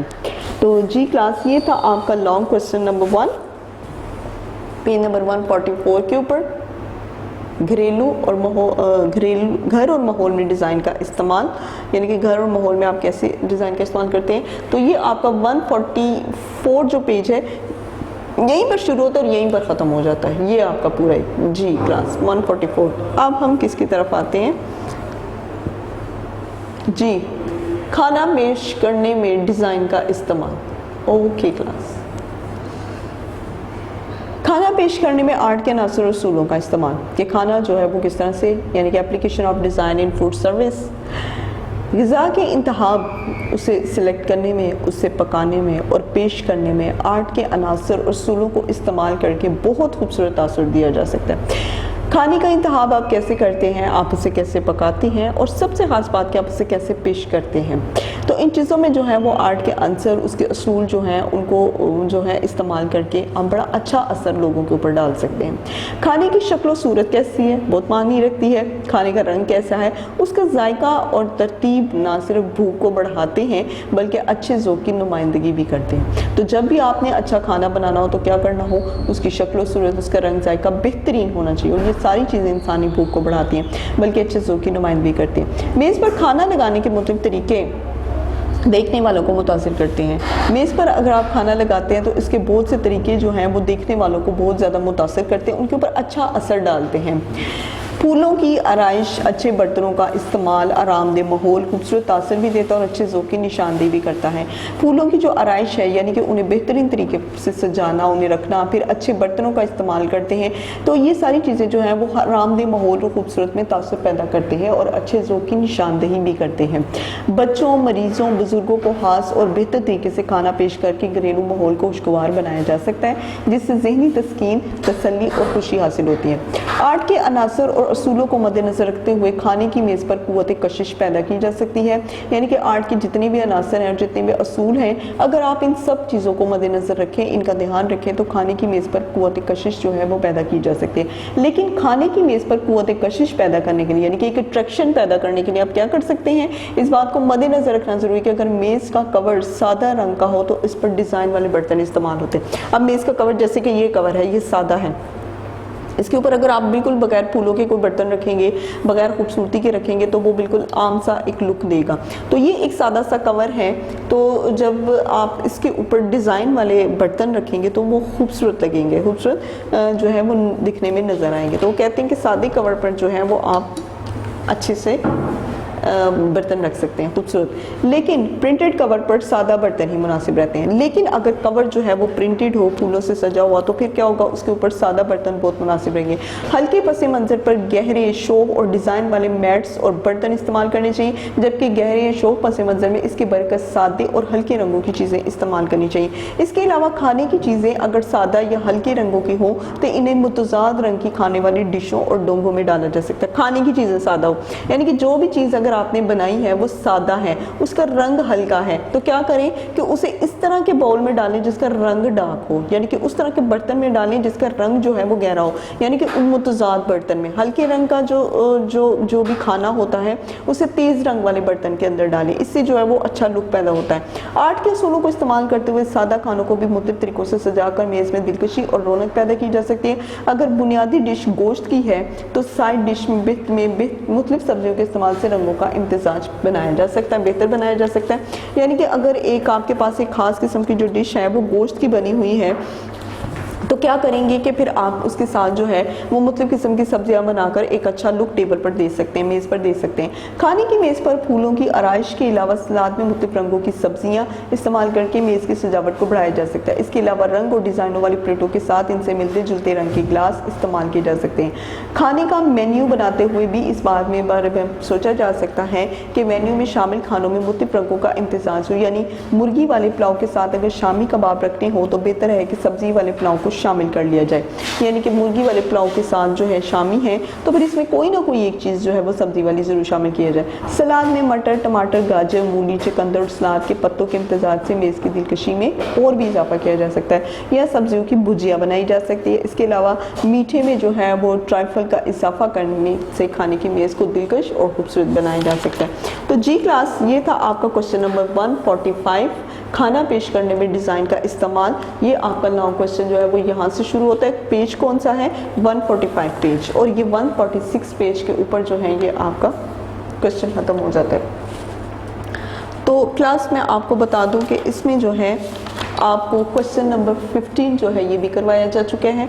अब मैं आपको ये जो है चैप्टर ये भी मुकम्मल हो चुका है। अब मैं आपको बता दूं कि इसमें कुछ ज़रूरी चीज़ें ऐसी होती हैं जो कि साथ दी होती हैं उन्होंने, जैसे कि पीछे हम लोगों ने 1-2 चैप्टर में जो है ये चीज़ें पढ़ी हैं, क्या आपको मालूम है? तो मैं आपसे हमेशा इस बात का जिक्र करती हूँ कि ये जो अहम मालूमात है इसको आप ज़रूर किया करें, क्योंकि इसमें से भी जो है वो कुछ क्वेश्चन आने के चांसेस होते हैं। तो ये जो है ये जितनी भी अहम मालूमात हैं ये आपके लिए करना बहुत ज़रूरी है।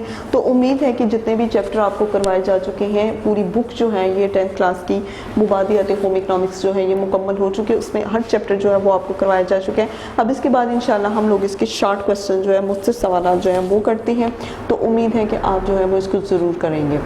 जी क्लास, तो बाब नंबर 9 जो है, अब इसके आपको 10th क्लास आपको इसके शॉर्ट क्वेश्चन जो हैं वो करवाएंगे। ठीक हो गया? बाब नंबर 9, पाचा बापी और लिबास का तारुफ, मुझसे सवालात के जवाबात। तो इसका सवाल नंबर 1 था कि पाचा बापी की तारीफ कीजिए। हाँ जी, पाचा बापी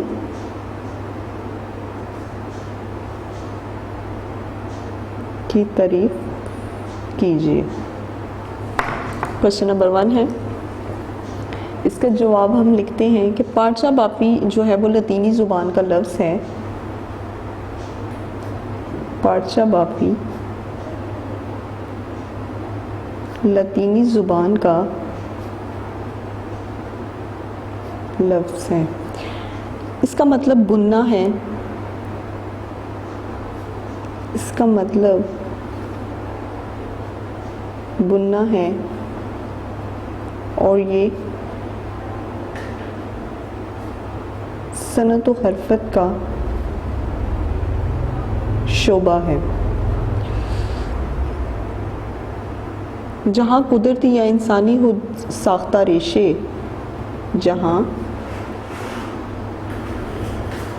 कुदरती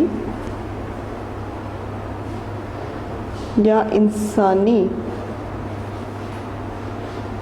खुद साख्ता रेशे जो हैं तकमीली अवामिल से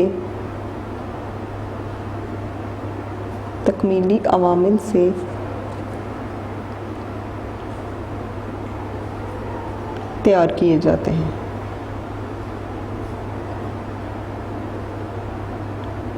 जी क्लास, पार्चा बापी की तारीफ कीजिए। पार्चा बापी लतीनी ज़ुबान का लफ्ज़ है।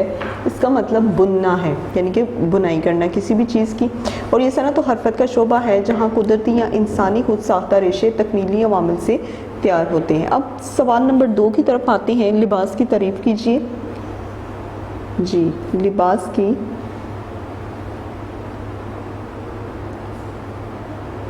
तारीफ कीजिए कि लिबास क्या है। लिबास से मुराद रेशों से तैयार करदा, लिबास से मुराद रेशों से तैयार करदा वो कपड़े हैं, वो कपड़े हैं जो जिस्म को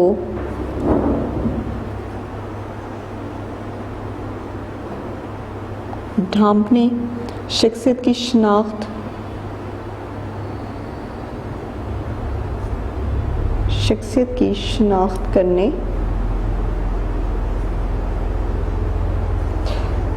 और सजावट के लिए इस्तेमाल होते हैं, और सजावट के लिए इस्तेमाल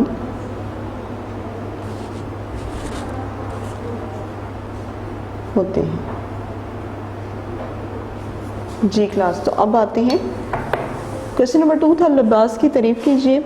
लिबास क्या है कि लिबास से मुराद रेशों से तैयार करदा वो कपड़े हैं जो जिस्म को ढांपने, शख्सियत की शनाख्त करने और सजावट के लिए इस्तेमाल होते हैं। क्वेश्चन नंबर 3, रेशे से क्या मुराद है और रेशों की इकसाम के जो हैं वो नाम लिखें।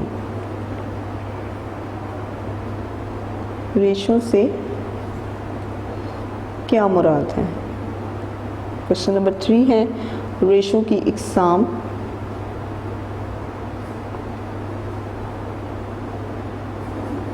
के नाम लिखिए।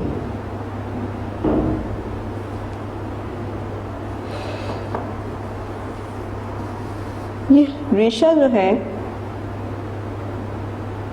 रेशा ये हाम माल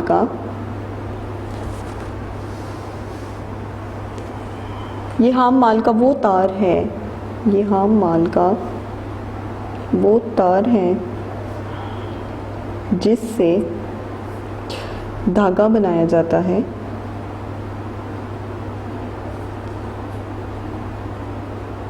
ये हाम माल का वो तार है जिससे धागा बनाया जाता है और ये धागा कपड़ा बनाने में इस्तेमाल होता है। ये जो धागा है ये कपड़ा बनाने में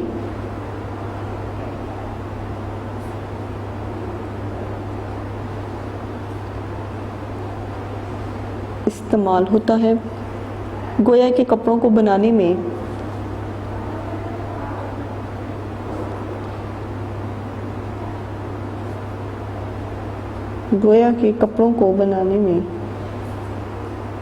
रेशा जो है वो बुनियादी जुज़ है। रेशा बुनियादी जुज़ है। अब रेशे की तारीफ तो हमने कर दी, अब हम आपको इसकी इकसाम जो है वो बताते हैं, यानी कि रेशों की इकसाम।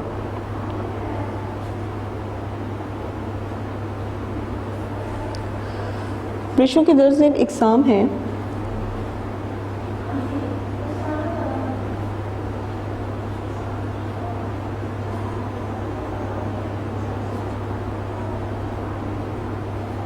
रेशों की दर्ज झेल इकसाम कौन सी है। नंबर 1 कुदरती रेशे जैसे कॉटन, लीलन, रेशम और ऊन वगैरह।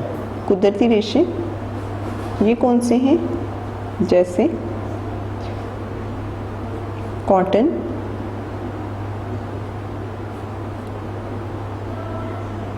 लीलन, ऊन वगैरह,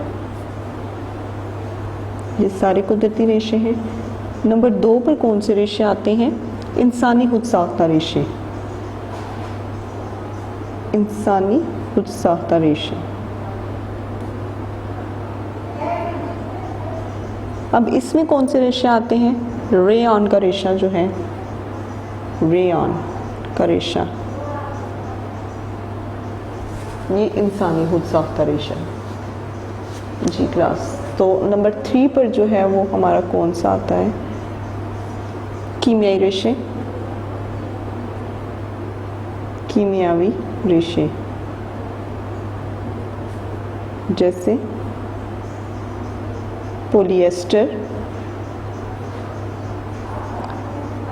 टेरेलिन,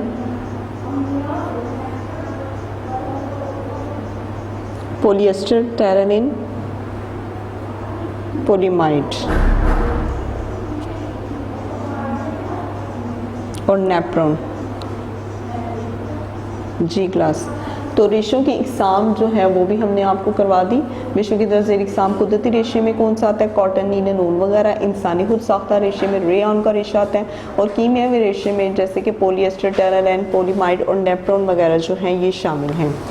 तो अब हम करते हैं नेक्स्ट क्वेश्चन, क्वेश्चन नंबर 4।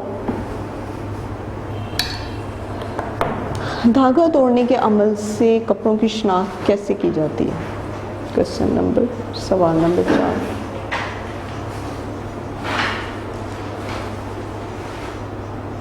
धागा तोड़ने के अमल से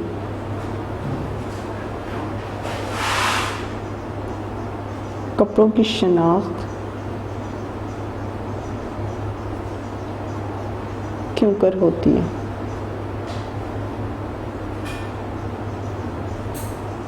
कैसे की जाती है? धागा तोड़ने के अमल से कपड़ों की शिनाख्त, कपड़े के छोटे से टुकड़े में, कपड़े के, इसका जवाब अब लिखते हैं, कपड़े के छोटे से टुकड़े में 10 से 15 सेंटीमीटर जो है लंबा धागा निकालें। 10 से 15 सेंटीमीटर लंबा धागा निकालें। धागे के बल खोल कर देखें।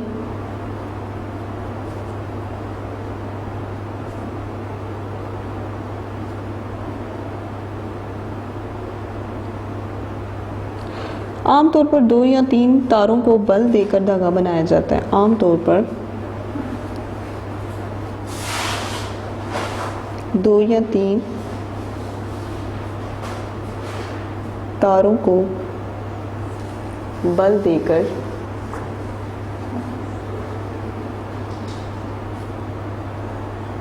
धागा बनाया जाता है। कपड़े की शिनाख्त के लिए सिर्फ एक तार निकाला जाता है। कपड़े की शिनाख्त के लिए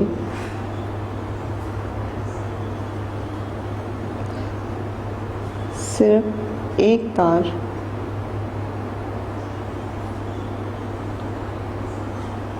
निकाला जाता है। इस तार को खींचें और तोड़कर देखें।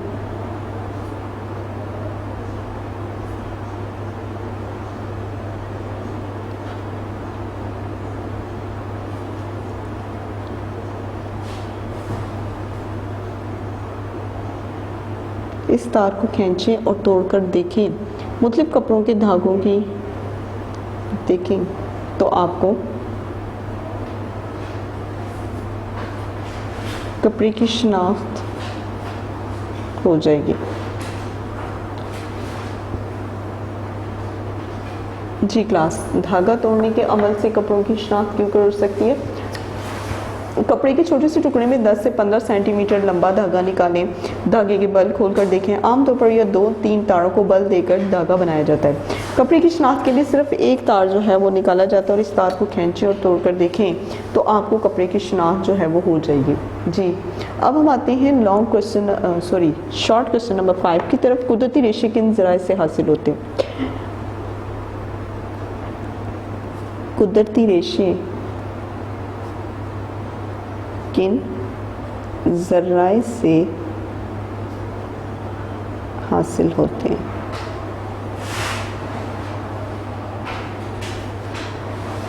जवाब,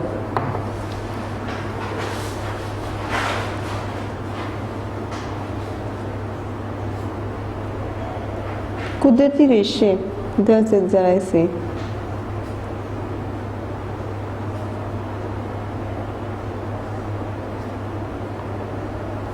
हासिल होते हैं। नंबर 1, वो रेशे जो हैवानी ज़राए से हासिल हों। वो रेशे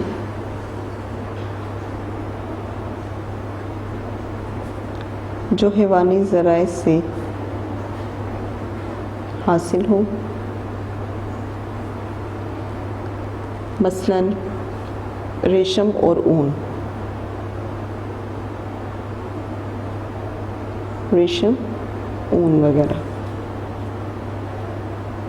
जी, अब उसके बाद है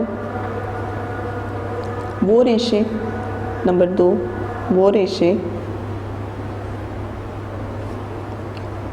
जो नबाताती ज़राए से हासिल होते हैं, जो नबाताती ज़राए से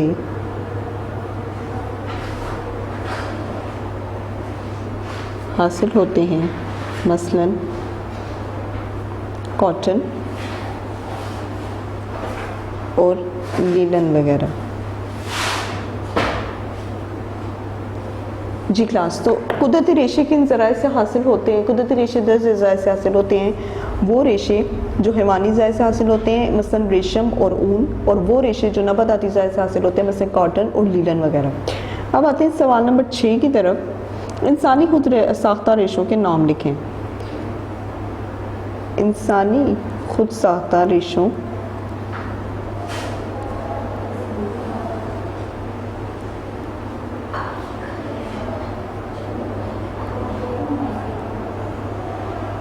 इंसानी खुद साख्ता रेशों के नाम तहरीर कीजिए। एसीटेट,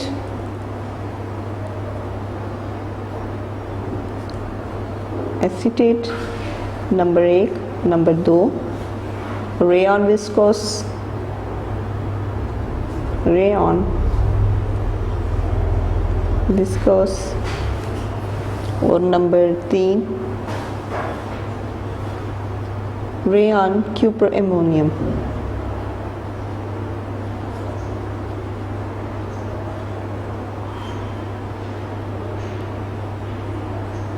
जी, तो ये इंसानी खुद साख्ता रेशे, इंसानी खुद साख्ता रेशे के नाम तहरीर कीजिए। एसीटेट, रेयॉन विस्कोस और रेयॉन क्यूपर एमोनियम। जी, अब आगे शुरू करते हैं क्वेश्चन नंबर 7। हाँ जी, सवाल नंबर 7 वो क्या है? कपड़े की तारीफ करें और कपड़े बनाने के मुख्तलिफ तरीक़ों के नाम लिखें।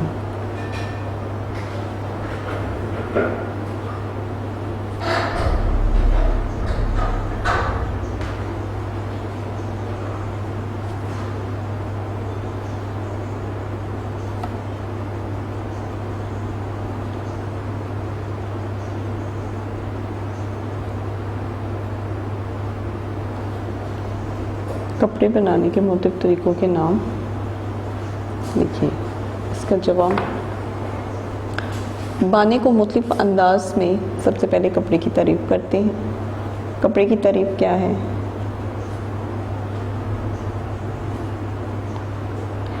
बाने को मुख्तलिफ अंदाज में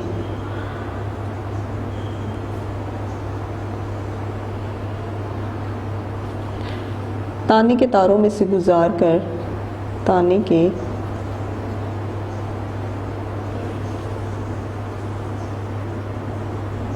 तारों में से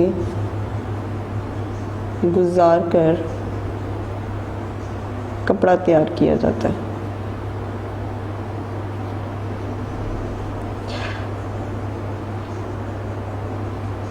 अब कपड़ा बनाने के मुख्तलिफ तरीके।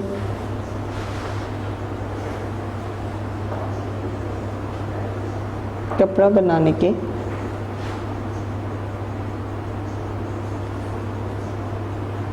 मुख्तलिफ तरीके वो क्या है? खड्डी पर बुनना नंबर 1,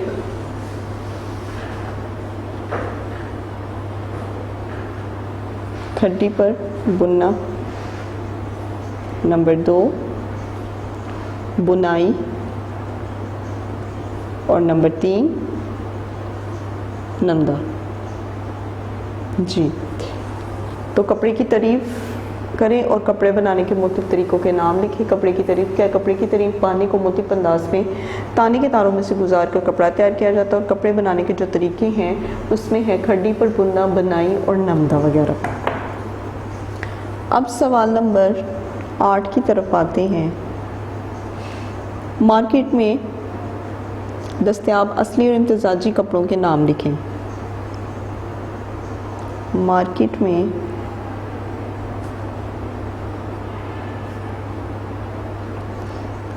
दस्तयाब असली और इम्तिजाजी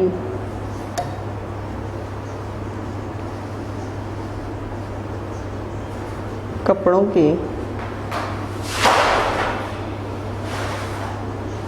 नाम लिखिए।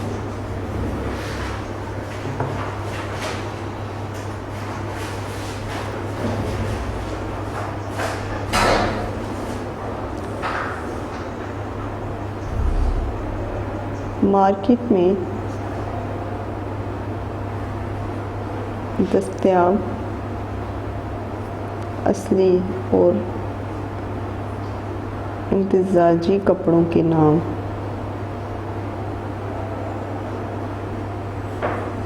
दर्ज झेल हैं।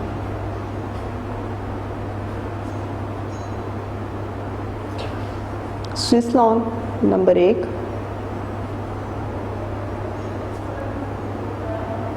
स्विस लॉन नंबर 2, असली लॉन नंबर 3, हाँ जी नंबर 3, जॉर्जेट लॉन नंबर 4, असली कॉटन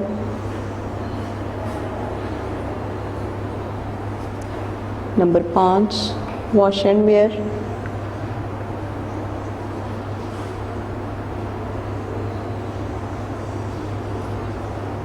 नंबर 6, केटी और नंबर 7, असली वीवन। जी तो ये था आपका एक चैप्टर जो कि मुकम्मल हो चुका है। इसके लॉन्ग क्वेश्चन जितने भी हैं वो हमने आपको करवा दिए। तो अब जो है हम आपका नेक्स्ट चैप्टर शुरू करते हैं। जी तो क्लास बाब नंबर 9 जो है ये आपका मुकम्मल हो चुका है। इसके लॉन्ग और शॉर्ट दोनों हो गए। अब हम आपका बाब नंबर 10 शुरू करते हैं। बाब नंबर 10 लिबास बनाना, ये आपके चैप्टर का नाम है।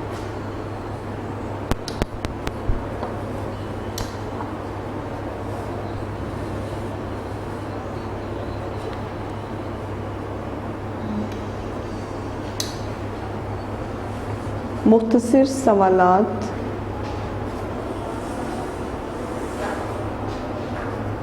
के जवाबात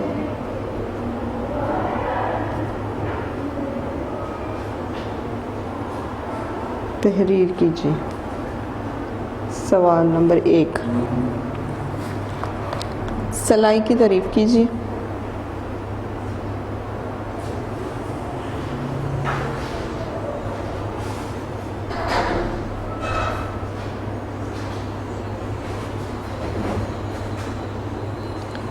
जी इसका जवाब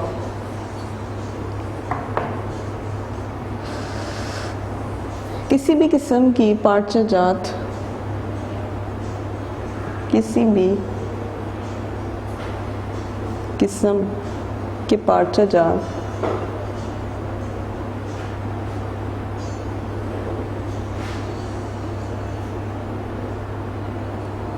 मुनासिब काट छांट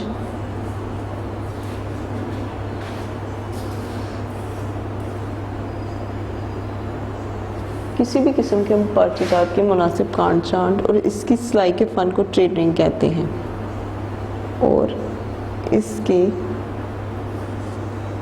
सिलाई के फ़न को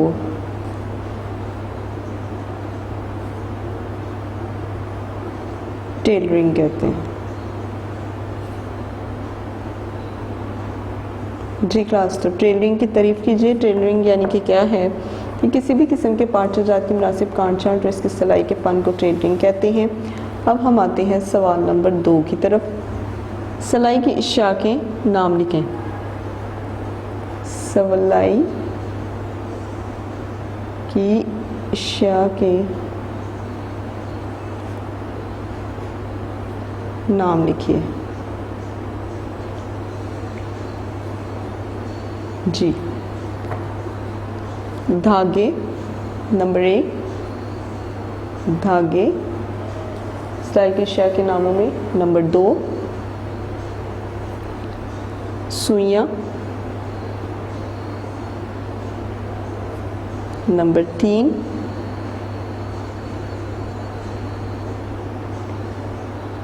इंगिश्ताना। और नंबर 4, टांके उधेड़ने वाला पुर्जा।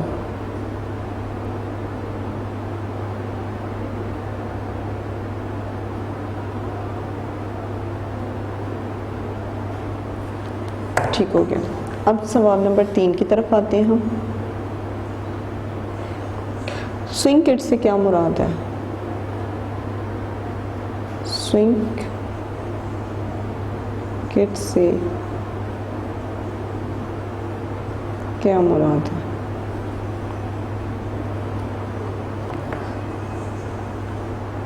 सिलाई और कटाई के इस्तेमाल में इस्तेमाल होने वाली तमाम अशिया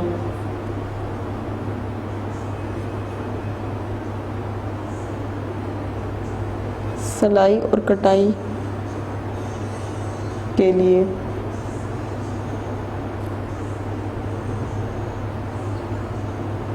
इस्तेमाल होने वाली तमाम अशिया इस्तेमाल होने वाली सिलाई और कटाई के लिए इस्तेमाल होने वाली तमाम अशिया को हिफाजत की गर्ज से अशिया को हिफाजत की गर्ज से किसी बैग या डिब्बे में महफूज किया जाता है। किसी बैग या डिब्बे में महफूज किया जाता है। इसको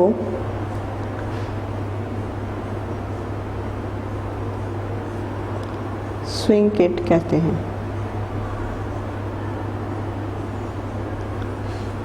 जी, अब क्वेश्चन नंबर 4, सवाल नंबर 4।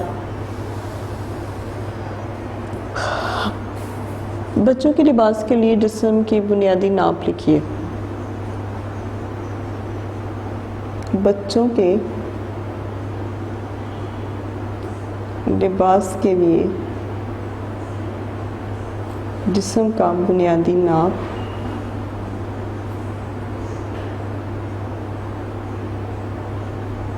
लिखें। नंबर 1, तीरा सीना तीरा। नंबर 2, सीना। और नंबर 3,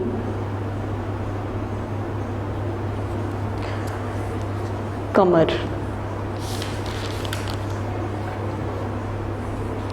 नंबर 4, गुद्दी से कमर तक का नाप।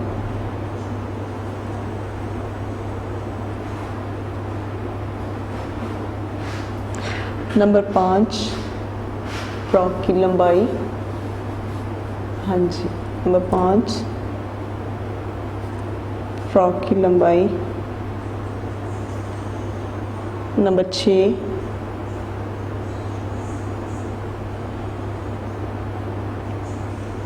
आस्तीन की लंबाई। और नंबर 7, पजामा शलवार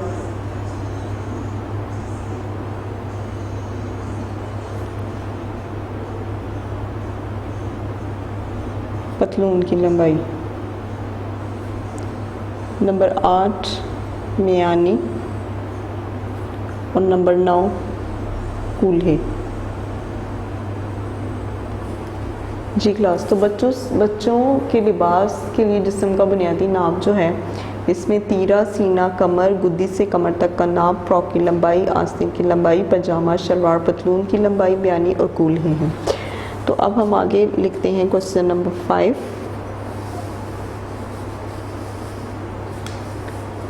हाँ जी, क्वेश्चन नंबर 5 शुरू करते हैं। ड्राफ्ट से पैटर्न बनाने से क्या मुराद है?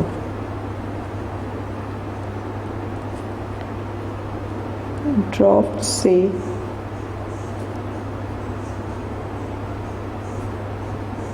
पैटर्न बनाने से क्या मुराद है? जी, ड्राफ्ट से जिस्म का सही नाप लेने और फार्मूले के मुताबिक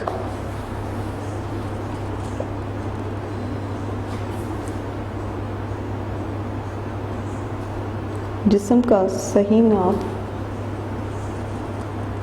लेने और फार्मूले के मुताबिक ड्राफ्ट बनाने के लिए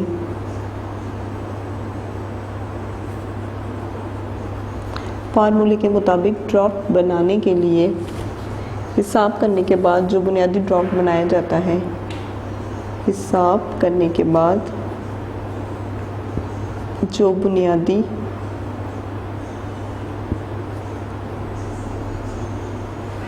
ड्राफ्ट बनाया जाता है,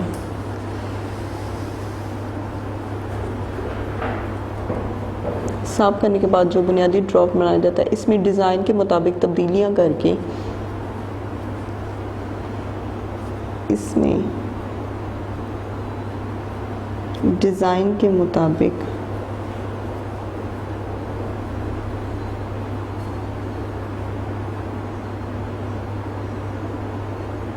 तब्दीलियां करके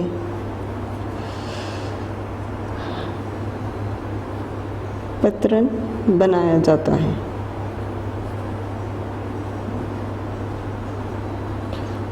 किसी भी पैटर्न की कामयाबी का इन्हिसार किसी भी पैटर्न की कामयाबी का इन्हिसार ड्राफ्ट पर होता है, ड्राफ्ट पर होता है।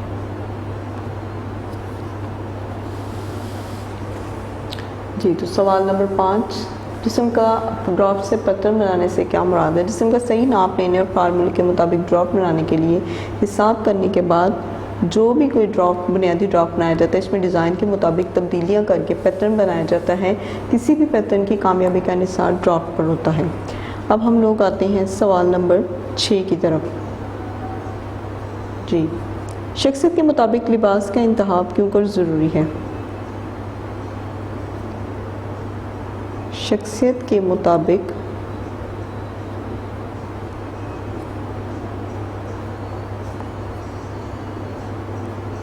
लिबास का इंतखाब क्यों कर ज़रूरी है? जी, शख्सियत खुशबाश शख्सियत के मुताबिक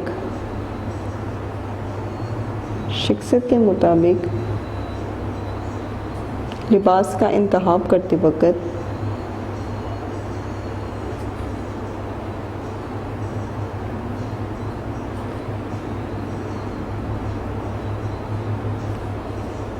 दरअसल असूलों को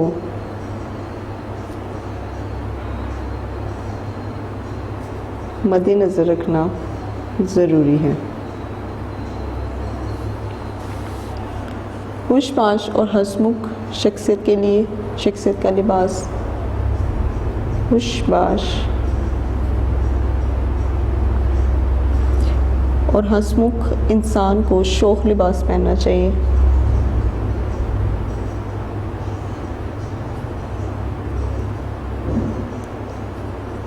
इंसान को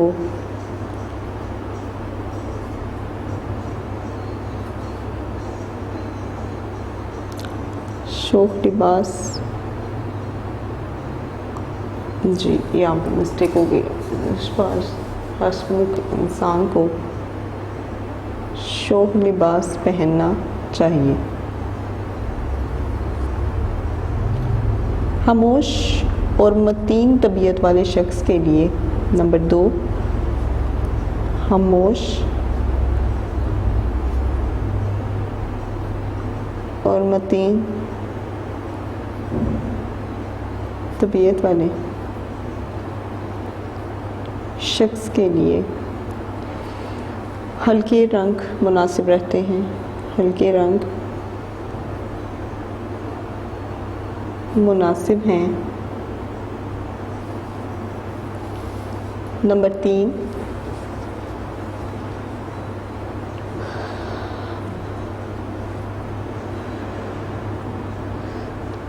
ड्रामे शख्सियत के लिए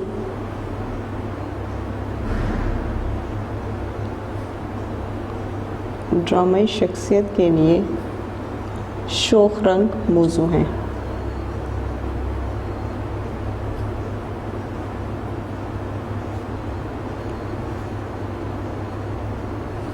जी, तो शख्सियत के मुताबिक लिबास का इंतखाब क्यों कर ज़रूरी है?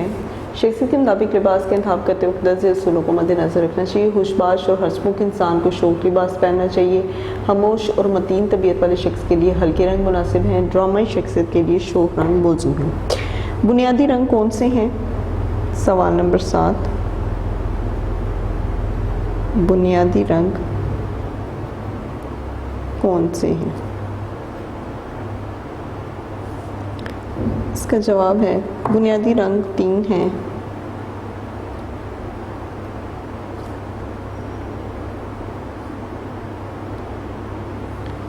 हाँ जी, बुनियादी रंग 3 हैं।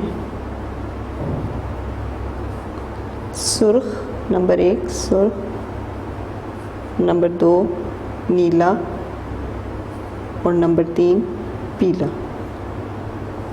जी क्लास, तो ये आपका जो है बाब नंबर 10 जो है ये मुकम्मल हो चुका है। इसके भी शॉर्ट क्वेश्चन जो हैं वो आपको मुकम्मल तौर पर करवाए जा चुके हैं।